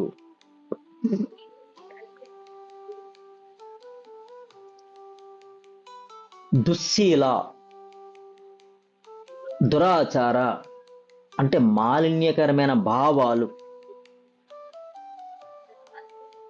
సదాచార అంటే శాస్త్రవిహితంగా చేసే ఆచారాలు సదాచారాలు. దురాచారం అంటే శాస్త్ర సమ్మతం కాని చేసే కార్యాలు ఏదైతే ఉన్నా దురాచారాలట. అదేవిధంగా పరస్త్రీని చూడడము, పరసపురుషుణ్ణి చూడడము కూడా పంచమహాపాతకాల్లోకి వస్తాయట. చూడండి, వారి జన్మములు పునీతములగును. ఇప్పుడు ఈ గోకర్ణ క్షేత్రంలో ఆ మహాబలేశ్వరుని లింగాన్ని దర్శించినంత మాత్రమున మానవుల యొక్క సమస్త కోరికలు సిద్ధింపజేసుకొందురు. వారి జన్మములు పునీతులమగును. అంతిమ కాలమున వారికి ఉత్తమగతి ప్రాప్తించును. పుణ్య దినవశమున అందు ఎవరైతే అతడికి వెళ్ళి అత్యంత భక్తి భావముతో పరమేశ్వరుని అర్చించెదరో వారికి రుద్రవంశము సిద్ధించును. ఏదో ఒక సమయమునందు ఆ క్షేత్రమునకు వెళ్ళి చక్కని భక్తి ప్రపత్తులతో సదాశివుని పూజించిన వారికి బ్రహ్మపదము లభించును. ఆదివారము, సోమవారము, బుధవారములందు అమావాస్యాది పర్వకాలములందు సముద్ర స్నానమును చేసి దాన ధర్మములను ఆచరింపవలయను. అక్కడికి వెళ్ళిన తర్వాత శివ పూజా వ్రతములను, హోమ హవాదులను, జప తపములను, బ్రాహ్మణ సంతర్పణ వంటి పవిత్ర కార్యములను ఎంత స్వల్పముగా చేసినను అనంత పుణ్యరాశి లభింపగలదు. అక్కడికి ఏం చేయాలో చెప్తున్నారు ఆయన. వ్యతిపాతాది యోగములందు, సూర్య సంక్రమణలందు, త్రయోదశి నాటి ప్రదోష కాలమునందు పూజించిన వారికి అపారమైన పుణ్యఫలము లభించును. అతడి మహిమ వర్ణనాతీతము. అమాయక చక్రవర్తియగు ఆ మహాదేవుడు అమాయక చక్రవర్తి అట. అల్పమైన పుణ్యకారమునకే అత్యంత సంతృప్తిని చెంది మిక్కిలి ప్రసన్నుడై కావలసిన వరములన్నింటినీ కూడా ప్రసాదించును. మాఘమాసము కృష్ణపక్షమునందు చతుర్దశి నాడు సంకటించడి మహాశివరాత్రి పర్వదినమునందు ఒక్క బిల్వదళమును సమర్పించి పూజించిన వారికి లభించే చూడు పుణ్యముతో సమానమైన పుణ్యము ముల్లోకములందును కూడా ఎందునను కడు దుర్లభము. చూడండి, మహాశివరాత్రి రోజునట మాఘమాసంలో కృష్ణపక్షములో వస్తుందట చతుర్దశి సంఘటించిన వాడు. చతుర్దశి నాడు మహాశివరాత్రి పర్వదినములో ఒక్క బిల్వదళమును సమర్పిస్తే చాలట పుణ్యలోకాల్లో పుణ్యం ఎంతో పుణ్యముతో సమానమైన పుణ్యము ముల్లోకములందును ఎందునూ కూడా దొరకదట, ఇక్కడ దొరుకుతుందట. ఆ విధంగా చేయడం వల్ల ఇంతటి అనుపమానమైన పవిత్ర క్షేత్రం ఉండగా అది తెలిసి కూడా మూర్ఖజనులు ఎక్కడెక్కడికో పోతున్నారట. శివరాత్రులందు శివతిథులయందు ఈ క్షేత్ర మహిమ అత్యధికంగా ఉండును. ఈ క్షేత్రంలో అంటే శివరాత్రిలో శివతిథులు వస్తాయట కొన్ని. ఆ రోజుల్లో కూడా ఈ క్షేత్రానికి అత్యంత శక్తి వస్తుందట. గోకర్ణలింగ సన్నిధిలో ఉపవాస జాగరణాదులను చేయవారికి స్వర్గ సోపానములను నిర్మించుకున్నట్లే అగును. ఇక్కడ ఉపవాసం ఉంటూ జాగరణ చేస్తే స్వర్గలోకాలకు వెళ్తారట. అయితే చెవిటివానియందు శంఖమూదినట్లుగా మూడులు మూర్ఖులు పాప ప్రతిబంధకములు గల జనులకు మాత్రము ఇంతటి మహిమాన్వితమైన క్షేత్ర మహత్యమును వినగల భాగ్యము ఎంత మాత్రము గడ్డింపదు. చెవిటివాని ముందు శంఖ ఊదినట్లు మూర్ఖులు మూడులు ఇలాంటి వారందరికి కూడా ఈ క్షేత్ర మహిమ తెలియదట. ఇట్టి గోకర్ణ క్షేత్రమునకు యాత్ర చేయు సంకల్పము కలిగిన వారికి, యాత్రను పూర్తి చేసిన వారికి చతుర్విధ పురుషార్థములు ప్రాప్తించుకుని యోగ్యత లభించును. అంటే ఈ యాత్ర చేయాలన్న ఆలోచన వచ్చిన వారికి, వచ్చి చేసిన వారికి ఎంతో పుణ్యం జరుగుతుందట. చతుర్విధ పురుషార్థాలు అంటే ధర్మ అర్థ కామ మోక్షాలు అన్నమాట. చతుర్విధ పురుషార్థాలు అవి ప్రాప్తించుకుని యోగ్యత కలుగుతుందట. ఇట్టి క్షేత్రమునకు వెళ్ళి అక్కడ గల సమస్త తీర్థమునందు స్నానమును చేసి మహాబలేశ్వర లింగమును త్రికరణ శుద్ధిగా పూజించు వారికి సమస్త పాతకములు వెంటనే నశించి తీరును అని గౌతమ మహర్షి చెప్పాను. గౌతముని మాటలు విని ప్రేమ భక్తి పురస్సారముగా వినిన కల్మషపాదుడను రాజు తిరిగి ఇట్లు ప్రశ్నించను, మహానుభావా, గౌతమ మునింద్ర, ఇంతవరకు గోకర్ణ క్షేత్ర మహిమను ఎంతో గొప్పగా వివరించి చెప్పిదిరి. దానిని శ్రవణము చేసిన నేను కృతార్థుడనైతిని, తద్వారా మీ అనుగ్రహ పాత్రుడను కాగలిగితిని. అయ్యా, మీరు సెలవిచ్చినట్లుగా ఇంతకు పూర్వము ఈ అపూర్వ క్షేత్రమునకు వెళ్ళి తాము చేసిన పాతకములను హరింప చేసుకొని తరించిన వారు ఎవరైనా ఉన్నారా? మీరు చెప్తున్నారు మహాస్వామి మునీశ్వర గౌతముని, ఈ గోకర్ణ క్షేత్రానికి ఇంతకు ముందు మనం మనుషులు ఎలా ఉంటే వాళ్ళమంటే భగవంతుడు వచ్చి కనమన్నా సరే శంకిస్తూ ఉంటాం. అదే విధంగా ఈ రాజు ఏమని అడుగుతున్నాడు, ఈ క్షేత్రానికి ఇంత ముందు ఎవరన్నా వచ్చారా, అలా తరించారా, ఉంటే సెలవు ఇవ్వండి అని అడుగుతున్నాడట. ఉంటే వారికి ఎట్టి అనుభవము లభించింది, సెలవు ఇవ్వండి అని అడుగుతున్నారు. అట్టి విషయమున సాంగముగా తమరి వలన తెలుసుకొని నేను కూడా గోకర్ణమునికి వెళ్ళి తరించేదను. అలా ఎవరన్నా ఉన్నారా అండి తరించిన వారు? ఉంటే చెప్పండి, నేను కూడా వెళ్తానని చెప్తున్నాడు. కావున స్వామి కరుణించి నాకు విశదముగా వివరించమని ప్రాధేయపూర్వకంగా గౌతముని చరణ సరోజములను వినమ్రుడై పట్టుకున్నాడట. అంతటి గౌతమ మునీశ్వరుడు ఇటు చెప్పసాగాడట, రాజా, గోకర్ణ క్షేత్రమున అందలి మహాబలేశ్వరుని జ్ఞాపంతో గోకర్ణ క్షేత్రమును అందలి మహాబలేశ్వరుని నేనెంతో కాలం నుండి బాగుగా ఎరుగుదును.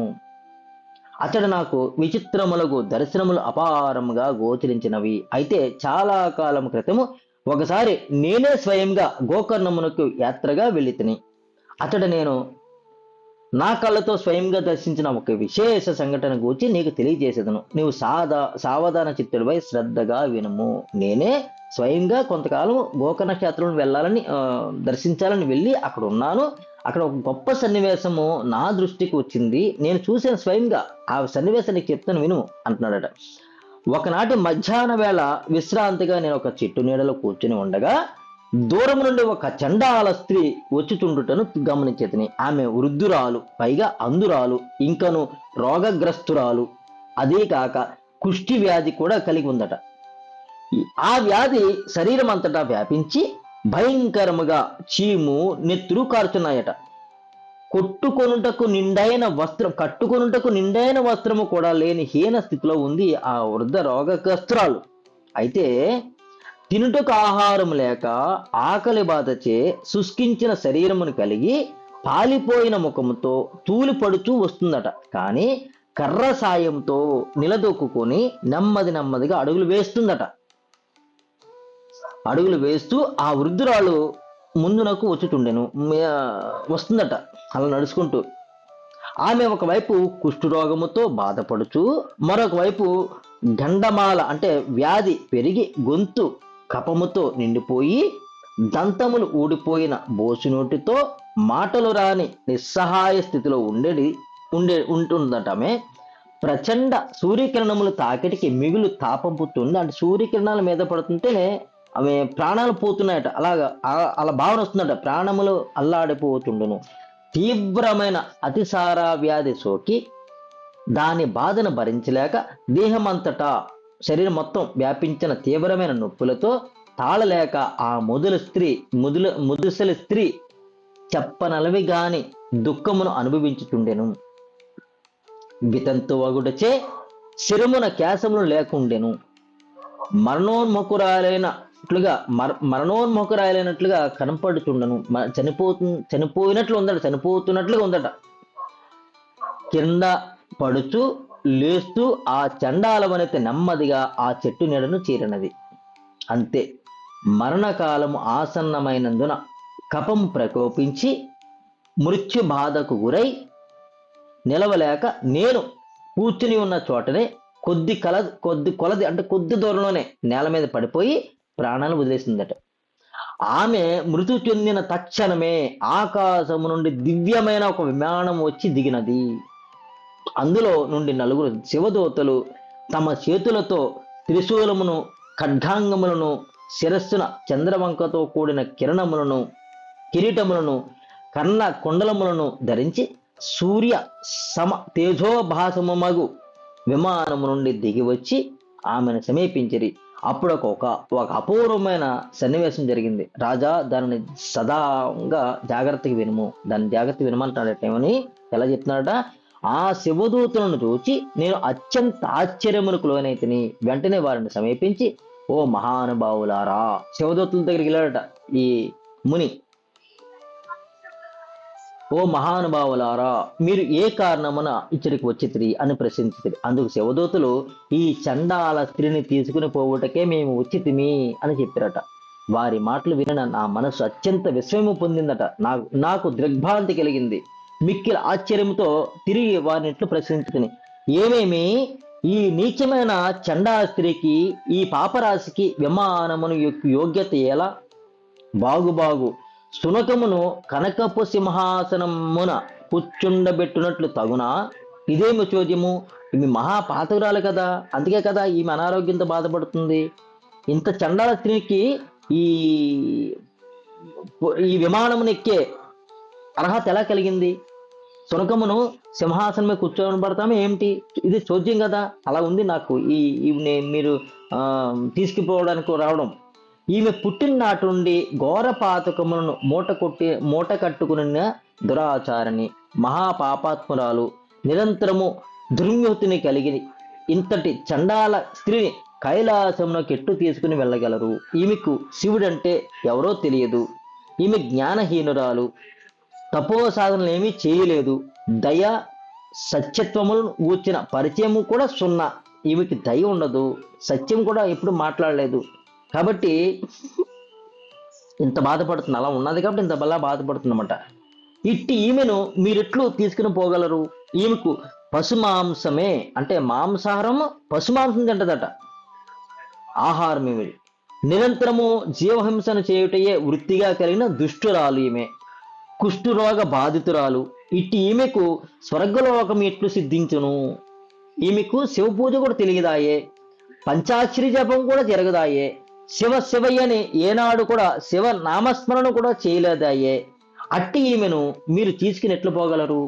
శివరాత్రి నాడు ఉపవాసం గాని, ఒక్క దానమును గాని, యజ్ఞమును గాని ఏనాడు చేయలేదు కదా. ఈమెకు సద్గతి ఎట్లు కలుగును? ఏ తీర్థమునందు కూడా, ఏ పర్వకాలం నందు కూడా ఈమె ఎన్నడను స్నానము చేయుట ఎరుగదు. ఏ వ్రతమును కూడా ఆచరింపలేదు కదా. తీర్థయాత్ర అంటే ఏమిటో కూడా తెలియని ఈ పాపికి సద్గతి లభించుటయా? ఈమె దేహమంతటా కుష్ఠివ్యాధి వ్యాపించి చీము రక్తము కారుతూ దుర్గంధ భూయిష్టమై జుగుప్సాకర్మగా ఉంది కదా. ఇక జన్మాంతర సుకృతమేమైనా ఉన్నదా ఉన్నదా ఇంకా ఏమైనా జన్మాంతర సుకృతం ఏమైనా ఉన్నదాయా అని చెప్పుటకు ఎందుకైనా జన్మాంతర సుకృతం ఏదన్నా అంటే పూర్వజన్మలో సుకృతం ఏమన్నా ఉన్నదా అంటే అది ఎంత మాత్రం కూడా వీల్లేదు కదా. జన్మాంతర కృపం పాపం జన్మాంతర కృతం పాపం వ్యాధి రూపేణ పీడితే. పూర్వజన్మ పాపకృతం వ్యాధి రూపేణ పీడితే అంటే పూర్వజన్మలో చేసిన పాపం ఏదైతే ఉందో అది ఈ జన్మలో వ్యాధి రూపంలో పీడిస్తుంది అనడానికి ఇదే నిదర్శనం. ఆమె కుష్టి వ్యాధి ఇన్ని రోగాలతో బాధపడుతుంది కదా. ఎందుకు అంటే పూర్వజన్మలో చేసిన పాపము వ్యాధి రూపంగా పీడిస్తుంది కాబట్టి. పూర్వజన్మలో అయిన పాపము సుకృత పుణ్యం ఏదైనా మూట కట్టుకుందంటే అది లేదు. అందుకుంటే పుణ్యం మూట కట్టుకుంటే ఈ విధంగా ఉండదు కదా. కాబట్టి శాస్త్రవచనం అనుసరించి ఈమెకు పూర్వజన్మాదిత పాపము పాతకము వలననే కదా ఈ దుస్థితి దాపురించినది. ఈ జన్మలో జన్మించినది మొదలుకొని తుది శ్వాస విడిచి వరకు సర్వాంగములు కుష్ఠరోగముతో అలుముకొని పురుగులు పడి చీము నెత్తురు స్రవించుచుండ ప్రబలమైన దుఃఖబాధను అనుభవిస్తుంది కదా. పై శాస్త్ర వాక్యమును బలమైన సాక్ష్యంగా ఈమె జీవితమే కనపడుతుంది. అంటే జన్మాంతర కృతం పాపం వ్యాధి రూపేణ పీడితే, జన్మాంతర కృతం పాపం వ్యాధి రూపేణ బాధతే. పూర్వజన్మ పాపం ఈ జన్మలో వ్యాధి రూపాల్లో పీడిస్తాయట. కాబట్టి పూర్వజన్మ ఏమన్నా పుణ్యం చేసుకుందా అంటే లేదు అని శాస్త్రం చెప్తుంది. ఎందుకు? ఈ జన్మలో పాపం చేసుకున్నట్టుగా ఈ జన్మలో బాధను అనుభవిస్తుంది కాబట్టి పూర్వజన్మలో పుణ్యం చేసుకోవడం లేదు అది కూడా నిర్ధారణ అయిపోతుంది ఇక్కడ మనకి. ఇది శాస్త్ర వచనం నిర్ధారణ బలంగా ఉంది ఇక్కడ సాక్ష్యం. కాబట్టి ఈమె జీవితం కనపడుతుంది కదా. ఎట్టి యోగ్యతయు కనిపించని నీచురాలగు ఈ మహాపాపాత్మురాలని మీరు విమానమునందు కూర్చుండబెట్టేట్లు కైలాసమునకు తీసుకుపోవటెట్లు. ఇట్టి స్థితిలో ఈమె వద్దకు మీరేలా వచ్చితిరి? నాకు బోధపడటం లేదని వారిని నేను ప్రశ్నించానని చెప్తున్నాడు ఈయన. అందుకు ఆ శివదూతులు ఆ చండాల స్త్రీని గురించిన పూర్వ పరములన్నీ కూడా పూర్తిగా వివరిస్తున్నారట. శివదూతలు చెప్తున్నారట, రాజా మిక్కిలి ఆశ్చర్యమును గొలుపునట్లు విచిత్రమైన ఆ కథను వారి మాటలలోనే నీకు వివరించేదను, సావధానంగాను అని చెప్తున్నారట. శివదూతలు గౌతమ ఋషితో ఇట్లు చెప్తున్నారట. ఏమని? గౌతమ ఋషీశ్వర, ఈమె పూర్వ వృత్తాంతమును చెప్పుచుంటిమి, తాము వినగలరు. పూర్వజన్మమునందు ఈమె ఒక బ్రాహ్మణ కుటుంబమునకు కన్యగా జన్మించెను. ఈమెకు తల్లిదండ్రులు సౌదామిని అను నామకరణ చేశారట. ఈమె పూర్ణచంద్ర బింబము వంటి ముఖమును కలిగి అపూర్వమైన అందచందాలను కలబోసుకుని తీర్చిదిద్దిన పొత్తడి బొమ్మ వలె ఉండెను. పెరిగి పెద్దదాయుచుండెను. ఇంతలో యుక్త వయస్సు వచ్చినదని తమ కూతురునకు వివాహము చేయుటకు తల్లిదండ్రులు సంకల్పించితిరి. యుక్త వయసు వచ్చిందని చెప్పి వివాహం చేయాలని సంకల్పించారట. తగిన వరుని కొరకే వెదకసాగిరి. కానీ ఆమెకు సరైన వరుడు లభింపకపోయెను. వెతికి వేసారి ఏమీ చేయదమని చింతింపసాగారు తల్లిదండ్రులు. ఇంతలో ఆ కన్యకు 10 సంవత్సరముల వయసు దాటిపోతున్నది. అంతే అప్పట్లో అట ఒక 6-7 సంవత్సరం లోపే పెళ్లి చేసేవారట, బాల్య వివాహాలు. ఇప్పుడు ఇలా వెతుకుతున్నప్పుడు వారికి వరుడు కనబడట్లేదు. ఈమెకి 10 ఏళ్ళు వచ్చేసినాయట. 10 సంవత్సరాల వయసు దాటిపోతుందట. ఒక బ్రాహ్మణ కుమారునికి ఇచ్చి వివాహం చేసిరి. దాటిపోతున్న తరుణంలో ఒక బ్రాహ్మణ కుమారునికి ఇచ్చి వివాహం చేశాడట. పిమ్మట భర్తతో పాటుగా వెళ్ళి అత్తవారింట్లో ఆ అమ్మాయి కాపురం చేయసాగిందట. కొంతకాలం గడిచిన మీదట ప్రారంధవశమున ఆమె భర్త వ్యాధిగ్రస్తుడే మరణించాడు. కొంతకాలంలోనే ఆమె భర్త మరణించాడట. అనంతరము తల్లిదండ్రులు కూతుర్ని ఓదార్చి తమ ఇంటికి తెచ్చి పోషించుతుండేది. కూతుర్ని తెచ్చి ఇంట్లో పెట్టుకుని పోషిస్తున్నారట భర్త పోయాడని. భర్త మరణమునకు సౌదామని ఎంతయో వ్యధ చెంది మిక్కులు దుఃఖించుతుండెను. తల్లిదండ్రుల సాంత్వన వ్యాకులమును విని తల్లిదండ్రుల సాంత్వన వాక్యములను విని కొంత ఊరట చెంది ధైర్యమును వహించి ఆమె కాలము గడుపుతున్నది. అంటే తల్లిదండ్రులు కొంచెం ధైర్యం చెప్తాం వల్ల ఆ ధైర్య మాటలతో వింటూ ఆమె కాలం గడుపుతుందట. నిండు యవ్వనములో అడుగుడు సౌదామిని మనస్సులో మదనుడు ప్రవేశించి మనోవికారములను కలిగించుండేడు. అంటే కొద్ది యవ్వనస్తులు ఎత్తుంటే లోపల మదనుడు ప్రవేశించాడట. అందుకని మనస్సు వికారం చెందుతుందట. పరపురుషులను చూచి ఆమె మనస్సు చంచలమగుతుండెను. మన్మధుని బాధకు తాళలేక పరపురుషులను కామించి కడు గుప్తముగా వ్యభిచరించుతుండేది సాగేటిది. అంటే ఎవరికి తెలియకుండా పరపురుషులతో వ్యభిచారం చేస్తుందట ఆమె, ఎవరికి తెలియకుండా. కానీ కొంతకాలమునకు ఆమె గోప్యమును సాగించుతున్న మహాపాపము బహిర్గతమయ్యింది. యవ్వన ప్రాయంలో ఉన్న అందాల రాశియగు ఆ వితంతు స్త్రీ యొక్క మనస్సు కామరూపతి అయి అతి చాంచల్యమును గురైనది. కామాతురాణం నభయం నలజ్జా, కామాతురాణం నభయం నలజ్జా అను రీతిగా ఆమె వ్యభిచారము మితిమీరిపోతున్నది. అది తెలిసిన సౌదామిని తల్లిదండ్రులు బంధువులందరూ కూడా కులటగా భావించి ఆమెను తమ గృహము నుండి బహిష్కరించారు. అనంతరము ఆమె వలన కలిగిన పాపమును హరించివేయుటకై ప్రాయశ్చిత్తాదులను చేసుకుని శుద్ధులైరి. ఎవరు? ఈ తల్లిదండ్రులు. మొదట సందేహించినప్పటికీ బంధువులు బహిష్కరించిన మేట ఆమె నిర్భయముగా సిగ్గు విడిచి నగరంలో తిరుగుతూ బాహాటముగా రమింపసాగింది. అంటే ఇంట్లో ఉన్నంత వరకు ఎవరికీ తెలియకుండా గోప్యంగా చేసింది. ఎప్పుడైతే రోడ్డు మీద పంపిస్తారో ఆవిడ బహిరంగంగా బయటకు వచ్చేసిందట, తిరుగుతుందట. ఆ తర్వాత ఆ నగరం నందే గల అందగాడైన ఒక శూద్ర యువకుని చూచి మోహించి అతనికి ఉంపుడు గత్తిగా ఉండసాగిందట. శూద్ర వంశంలో జన్మించాడు ఒకడు, ఈమె బ్రాహ్మణ వంశంలో జన్మించింది. ఆ శూద్ర యువకుని చూచి ఈమె ఉంపుడు గత్తిగా ఉంటుందట. ఈ విధంగా ఆ శూద్రుని ఎంట నివసించుతుండెను, మధ్య మాంసాదులను భక్షించుతుండెను. వేశ్యగా మారిన దురాచారిని మహాపాపిని అగు ఆ విప్రవనిత తమ వంశమునకు చెందిన 42 తరముల వారిని భ్రష్టుపరిచిన కులకారి అయి ఉన్నారు. చూడండి, ఒక విప్ర వంశములు పుట్టిన స్త్రీ గాని పురుషుడు గాని చండాలమైన ఆలోచనతో కూడి చండాలమైన పనులు చేస్తుంటే పై వంశస్థులు ఎవరైతే ఉన్నారో 42 తరాలు కూడా భ్రష్టుపరిచిపోతుంటాయట. స్త్రీలు కామముతో నశించెదరు. ఈ చండాల వ్యవహారం అయితే ఉంటుందో ఈ విధంగా ఉండడం వల్ల స్త్రీయ కామేన నశ్యంతి బ్రాహ్మణ హీన సేవయా రాజానో బ్రహ్మదండేన యతయో భోగ సంగ్రహాత్. అనగా స్త్రీలు కామముతో నశించెదరు, బ్రాహ్మణులు నీచులను సేవించుటచే భ్రష్టులగెదరు, రాజులు బ్రాహ్మణులను దండించుట వలన సమసిపోయేదరు. ఈ బ్రాహ్మణ వంశంలో పుట్టినవారు స్త్రీలు ఏమైతే కామంతో ఉంటే వాళ్ళు నశిస్తారట. అంటే శూద్రులను సేవించడం వల్ల భ్రష్టులు అవుతారట.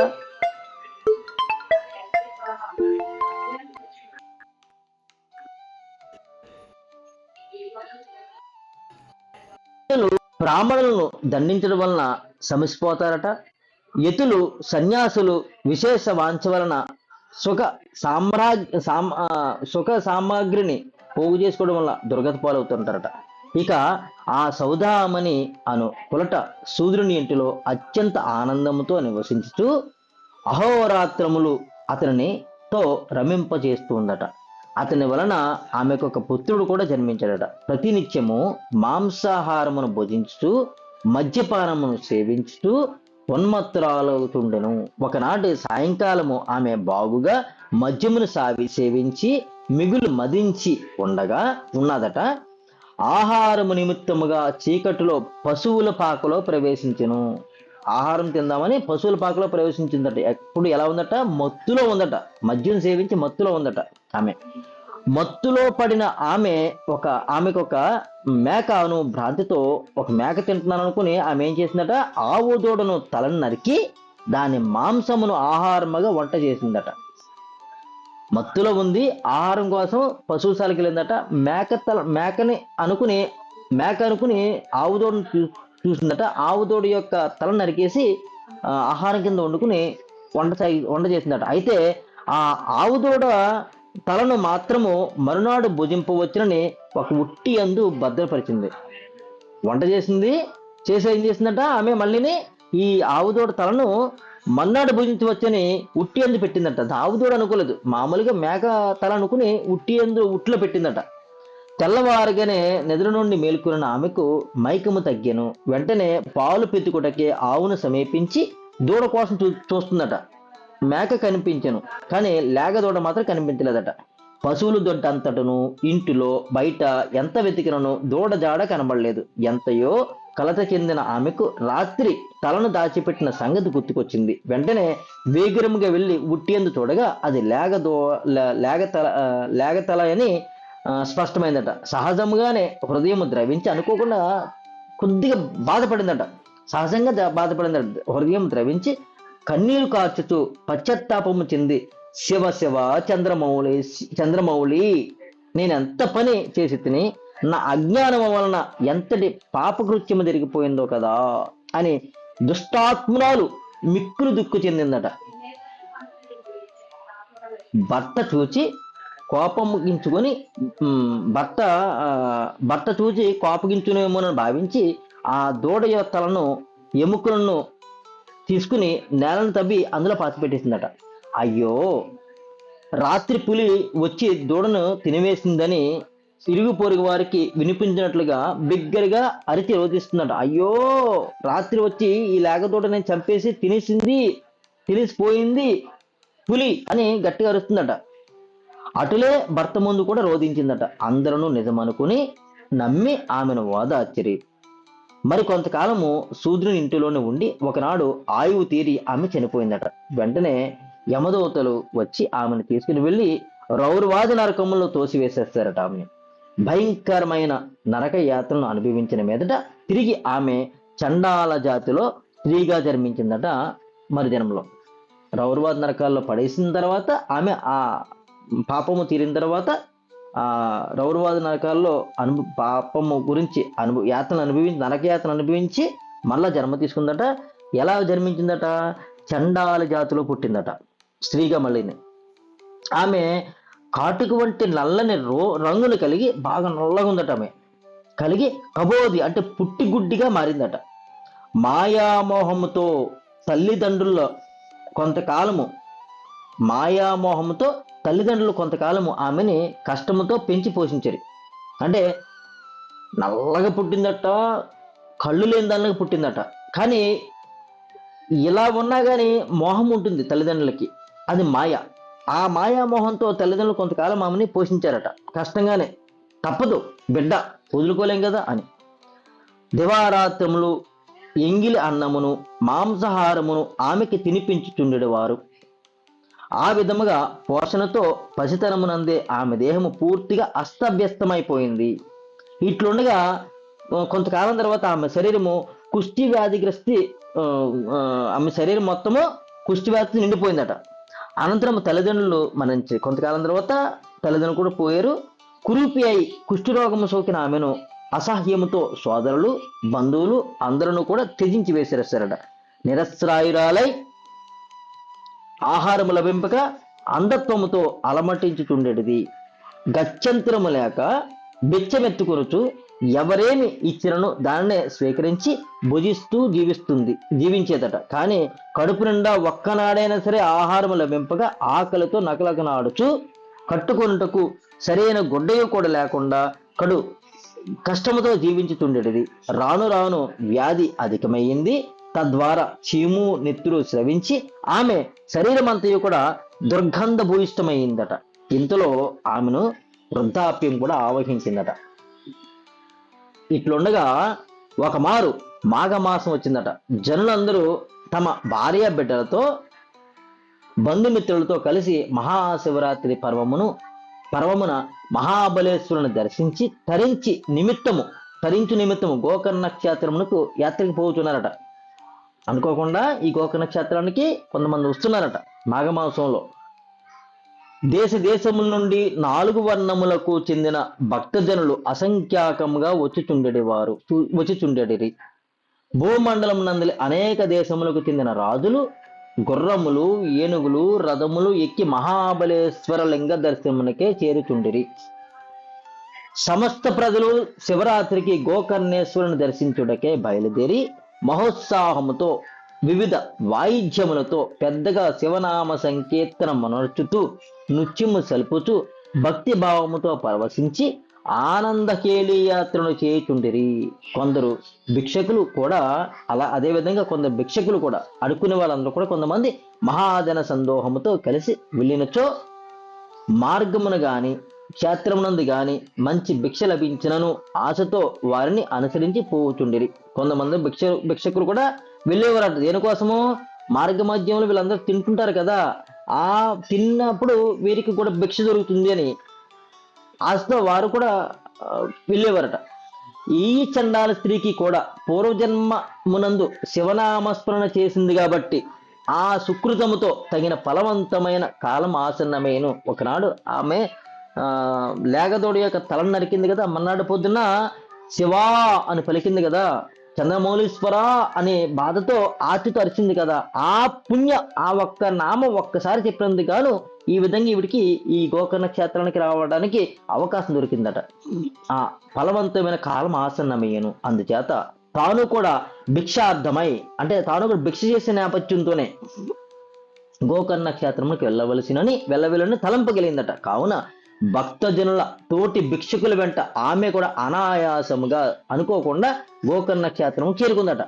దారిలో జనులు ఆహారమునకే యాచించుతూ, దారిలో మనుషులను ఆహారం కోసం యాచిస్తూ నడవలేక కింద పడిపోయినప్పుడు దీనముగా 2 చేతులను చాచి అయ్యలారా అమ్మలారా తమ చేతి సాయమును అందించి దయతో లేపమని ప్రార్థించుతుండేదట. గోకర్ణ క్షేత్రమును ప్రవేశించిన మీదట యాత్రికులు వెళ్లే మార్గమున కూర్చుని కళ్ళు లేక కాళ్లతో నడుచుటకు అసమర్థురాలై శక్తి లేక తన దుర్దశను తలపోయచ్చు ఈ విధంగా ఆక్రందించుతుందట. ఈ విధంగా తలపోస్తుందట. ఏమని? పుణ్యాత్ములని యాత్రికులారా, పాపాత్మురాలను గత జన్మలో నేను చేసుకున్న పాపమే నన్ను ఈ విధంగా పట్టి పీడించుతున్నది, ఆకలి బాధించుతున్నది.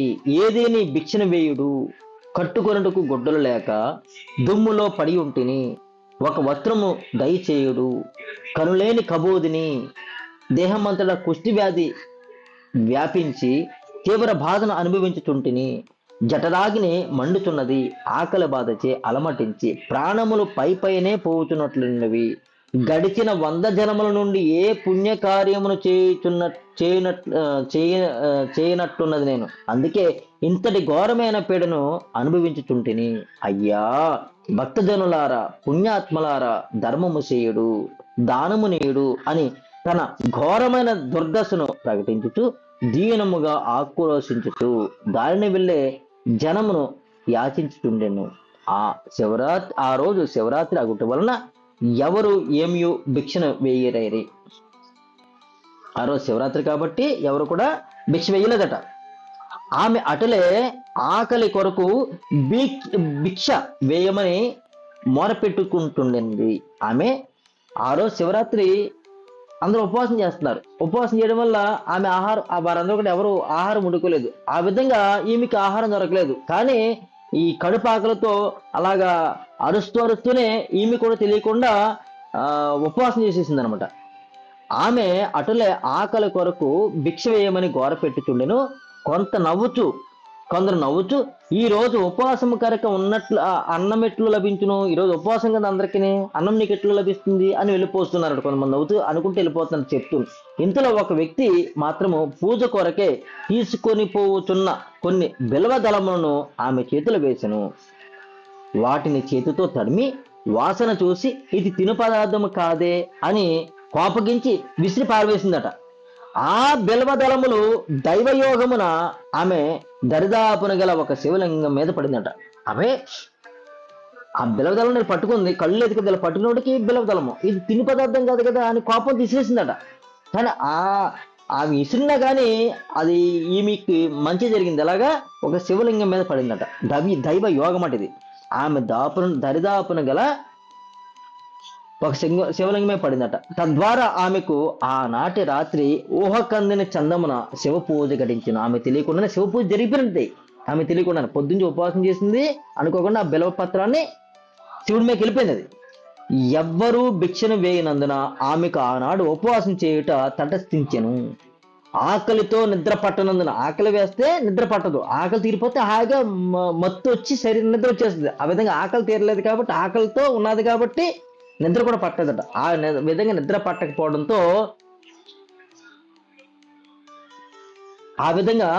నిద్ర పట్టకపోవడంతో శివజాగరణ కూడా చేసిన పుణ్యఫలం దక్కిందట. ఈ కారణమున దయాసాగరుడైన పరమేశ్వరుడు ఆమె ఎడల మిగులు ప్రసన్నుడై ఆమెను భవసాగరము నుండి తరింపజేయుటకు అనుగ్రహించెను. ముందు రోజు ఉపవసించుట వలన మరునాడు ఉదయమే భిక్షను యాచించుటకే తాను ఉన్న చోట నుండి లేచుటకు ప్రయత్నించెను. ముందే గుడ్డిది, అందులో భయంకర కుష్ఠరోగి, ఆహారం లభింపక వృద్ధాప్య దశలో మగ్గుతున్న ఆ స్త్రీ శక్తిహీనురాలే, లేవలేక నడవలేక చేతికర్ర సాయంతో నెమ్మదిగా అడుగులు వేస్తూ వస్తుంది. సూర్యకిరణములు తాపముచే ఆమెకు దుర్ధరమైన దుఃఖమును కలిగెను.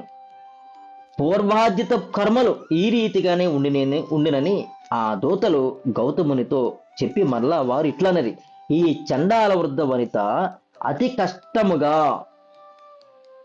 లేచి పడుతూ దైవకృపచే మీరున్న చెట్టు సమీపమునకు వచ్చి ప్రాణాలను వదిలిపెట్టెను. వెంటనే ఈమెను తీసుకువెళ్ళుటకే పరమేశ్వరుని అనుజ్ఞ మీదట మేము వచ్చితిమి. దైవయోగము చేత నేటి శివరాత్రి యందు ఈమెకు అన్నము లభింపక ఉపవాసం ఘటించెను. తెలియక వేసిన బెల్వ పత్రములతో శివ పూజ సిద్ధించెను. రాత్రి జాగరణము కూడా తటస్థించెను. ఈ ప్రకారముగా ఈమె పుణ్యమును సంపాదించినదాయే. ఇట్టి పుణ్యఫలం వలన ఈమె యొక్క శతజన్మార్జిత పాపరాశి భస్మీకృతమయ్యను. వెంటనే బోళాశంకరుడు కనికరించి మమ్మల్ని పంపించను. ఈ విధంగా ఉన్న వల్ల ఆ బోళాశంకరుడు కనికరించి మమ్మల్ని పంపించాడు అని పలికిన శివదేవతలు ఆమె మీద అమృతమును ప్రోక్షించరి. తద్వారా ఆమె కూడా ఎప్పుడైతే అమృతాన్ని ప్రోక్షించారో, అమృతాన్ని ఆమె మీద జల్లేరో, తద్వారా ఆమె కూడా దివ్యదహం ధరించిందట. అంతటా ఆ దేవతలు ఆమెను విమానమునందు అధిష్ఠింపజేసి శివలోకమును తీసుకుని వెళ్ళిరి. రాజా, ఇదంతయు నేను నా కళ్ళారా చూసిన విషయమును నీకు సవిస్తారముగా వివరించి తిని అని గౌతముడు పలికి వెంటనే ఇట్లన్నాడట: ఓ రాజా, నీవు వెంటనే గోకర్ణమునకు పొమ్ము. అతడికి చేరిన వెంటనే నీ బ్రహ్మహత్యా పాపము తప్పక నశించిపోవును. అనంతరము ఇహపర సౌఖ్యములను పొందెదవు. నా మాటలు విశ్వసింపుము, ఇక ఎంత మాత్రము సంశయింపం లేదు అని గౌతముడు రాజుతో విశ్వసనీయముగా పలికాడట. గౌతమ మునీశ్వరుని మాటలు విని రాజు మిగులు సంతోషము పొంది మహర్షి పాదములకు వందనము చేసి వెంటనే బయలుదేరి గోకర్ణ క్షేత్రమును చేరను. అతడ కడు భక్తి భావముతో మహాబలేశ్వరుని పూజించాడట. వెంటనే అతని యొక్క బ్రహ్మహత్యాపాతం అంతా కూడా అదృశ్యమైందట. ఆ విధంగా అతనికి పోయినట్లు కూడా తెలిసిపోయింది. అంటే మనస్సు ఎప్పుడైతే ఆనందంలో తేలుతుంటుందో, చూడండి, ఎప్పుడైనా సరే మనకు ఒకటి స్పష్టం అవ్వాలి. ఈరోజు మనస్సు దుఃఖపడుతున్నట్లుగా ఉంది అంటే పాపరాశి మనల్ని వెంటాడుతుంది ఇంకా అని. లేదు, పాపరాశి ఇక్కడే ఉంది ప్రస్తుతం అని మనం అర్థం చేసుకోవాలి. ఎప్పుడైతే మనసు ఆనందంలో, సంతోషం కాదు ఆనందం, ఎప్పుడైతే ఆనందంలో ఉందో, అంటే ఆనందంలో ఉండడానికి ఏ విధమైన కారణం ఉండకూడదు అక్కడ. దుఃఖంలో ఉండడానికి కూడా ఏ విధమైన కారణం ఉండకూడదు అక్కడ. అదేవిధంగా ఆనందంలో ఉండడానికి కూడా ఏ విధమైన కారణం ఉండకూడదు అక్కడ. అప్పుడు ఆనందంగా ఉండాలి. మనస్సు తెలియకుండానే ఆనందంగా ఉంది అంటే ఓ పుణ్యము ఇప్పుడు ప్రస్తుతం నన్ను పుణ్యం వెంటాడుతుందని అర్థం చేసుకోవచ్చు మనం. కాబట్టి ఆ బ్రహ్మహత్యాది పాపకం పోయినట్టు తెలిసిపోయింది, అతనికి అదృశ్యమైందట. ఇతని పాపములన్యూను ఈశ్వరుని కృపచేతనే పటాపంచలయ్యను. కావుననే గోకర్ణ క్షేత్రము ఇంతటి మహామహిమ మాన్వితమైనది గాను పరమ పవిత్రమైనదిగాను మిక్కిలి వాసిగాంచెను. అందుచేత శ్రీపాద శ్రీవల్లభులు వారు కూడా ఇతర కొంతకాలము గోప్యముగా నివసించిరని ఈ వృత్తాంతమునంతయును సిద్ధముని నామధారకునితో చెప్పాను. ఇట్టి సిద్ధ నామధారకుల సంవాదమును శ్రోతలు నిశ్చల చిత్తముతో చదివి లేదు విని తరించగలరని సరస్వతి గంగాధరుడు శ్రీ గురుచరిత్రమును విస్తృతముగా వివరించి గ్రంథరూపమున లోకములకు అందించెను.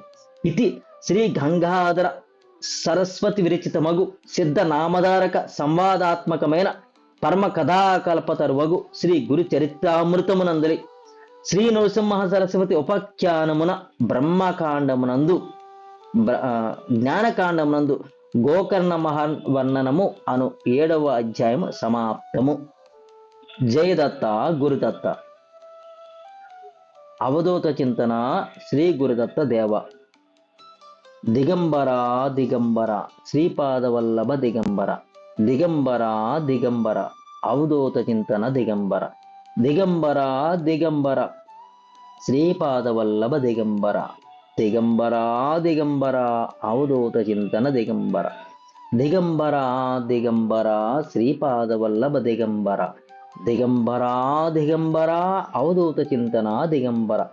సర్వం శ్రీ శ్రీపాద శ్రీవల్లభ శ్రీ నృసింహ సరస్వతి శ్రీ గురు దత్తాత్రేయ చరణాబిందార్పణమస్తు. హరహే నమః.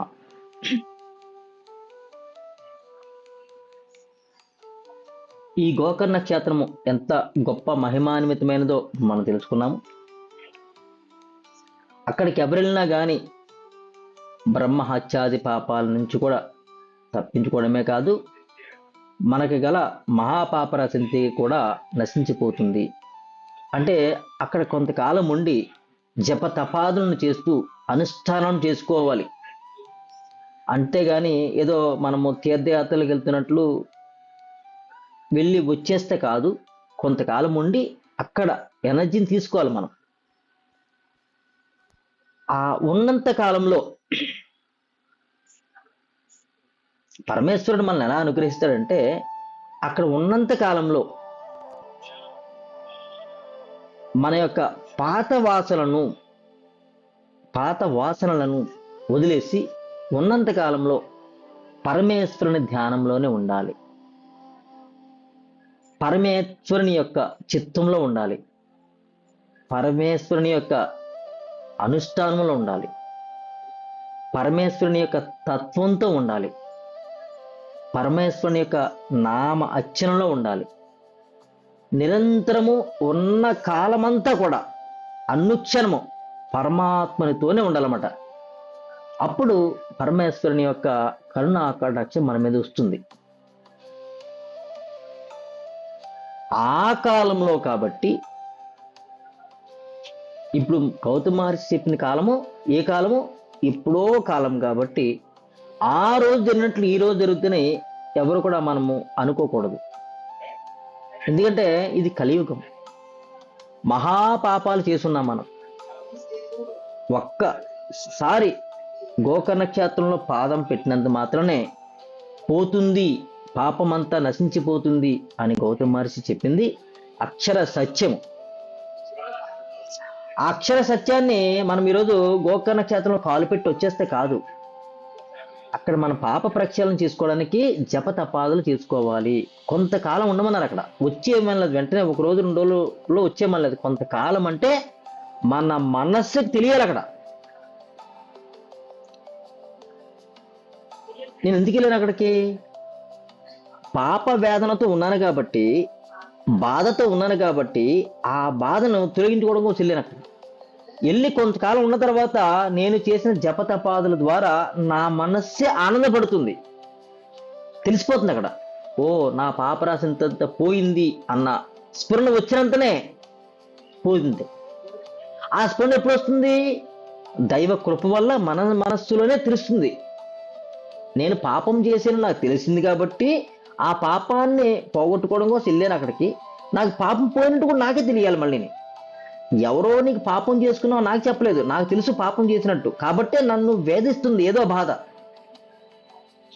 ఆ స్థితిలో ఉన్న నేను అక్కడికి ఎప్పుడైతే వెళ్తానో అక్కడ కొంతకాలం ఉన్న తర్వాత నేను చేసిన జపతపాదుల వల్ల నా మనస్సు ప్రీతమవుతుంది, నా మనస్సు ఆనందంలో పరవశిస్తుంది.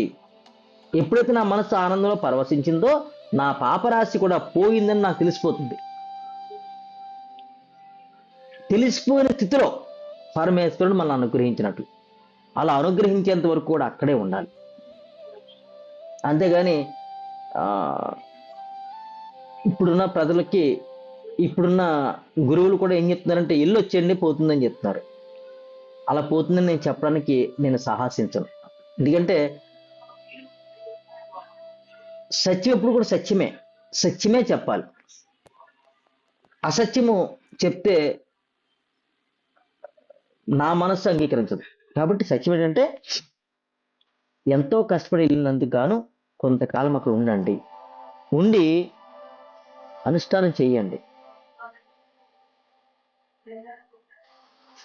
ఈ గోకర్ణ క్షేత్రమే కాదు, అంటే ఇంకా మనకు ముందు ముందు ఎన్నో క్షేత్రం గురించి చెప్తారు స్వామివారు. ఇప్పటికీ గోకర్ణ క్షేత్రం గురించి తెలిసింది మనకి. ఆ గోకర్ణ క్షేత్రమే కాదు, ఏ క్షేత్రం మీద సరే వెళ్ళి మనము కొంతకాలం ఉండి రావాలి. అప్పుడు కానీ మనం చేసిన పాపాలు పోవు. మనం అందరం కుటుంబంలో ఉంటూ జపతపాదాలు చేసుకున్నంత మాత్రాన కొద్దిగా అంటే 100%లో 1 వస్తుందేమో పుణ్యం అనేది, 100% రాదు. ఎందుకంటే ఇక్కడ మన కుటుంబం కదా, భోగించడానికి మన కుటుంబాన్ని ఏర్పాటు చేసుకున్నాము. భోగించడానికి ఏర్పాటు చేసుకున్న కుటుంబంలో భక్తి అంత ఎక్కువగా నిలవదు, భక్తి ఎక్కువ నిలబడదు. పుణ్యక్షేత్రాల్లో మనకి కుటుంబం అక్కడ ఉండదు, కుటుంబ వాసనలు అక్కడ ఉండవు. కాబట్టి మనము కొంత భక్తి చేసినా కానీ అపూర్వమైన ఎనర్జీలో ఉంటాం మనం, అపూర్వమైన శక్తిలో ఉంటాం మనం. ఎందుకు? కుటుంబంలో ఉంటూ 100% చేసే పూజ, భక్తి, తపము, జపము ఏదైతే ఉందో అక్కడ కొంత చేసిన చాలు గొప్పగా వస్తుంది మనకి. అదే కుటుంబంలో ఉంటూ 100% చేసింది ఏదైతే ఉందో ఆ క్షేత్రంలోకి 100% చేస్తే పాపరాశి మొత్తం సమస్యపోతుంది. హరే కృష్ణ.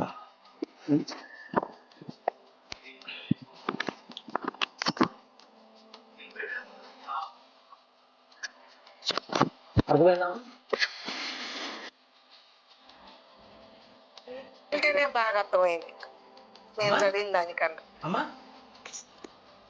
మీరు చెప్తేనే బాగా అర్థమైంది గురువుకి.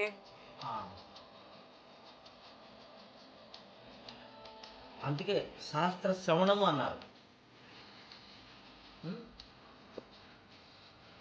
ఇది గోకర్ణం ఎప్పుడు వెళ్తారు గురుజీ?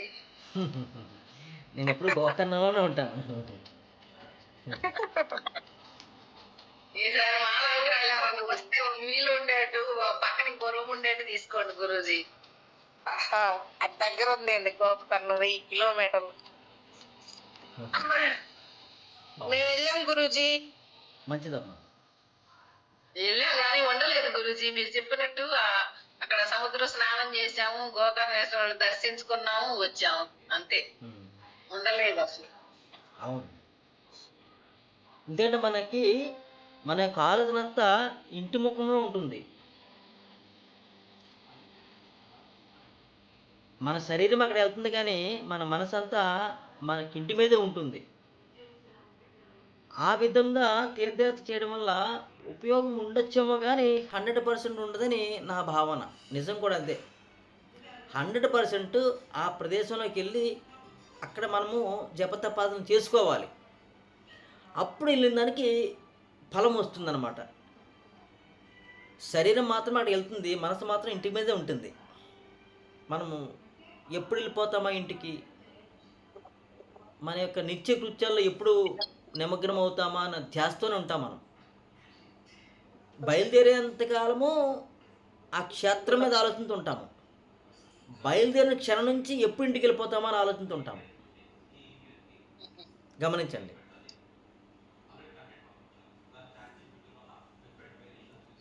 ఆ విధంగా కాకుండా కొంతకాలం ఉండే ఉద్దేశంతో మనం వెళ్ళగలిగితే అత్యంత విశేషమైన ఫలాన్ని మనం పొందవచ్చు అనమాట. ఎంత కావాలో కరెక్ట్ తీసుకో. అమ్మా.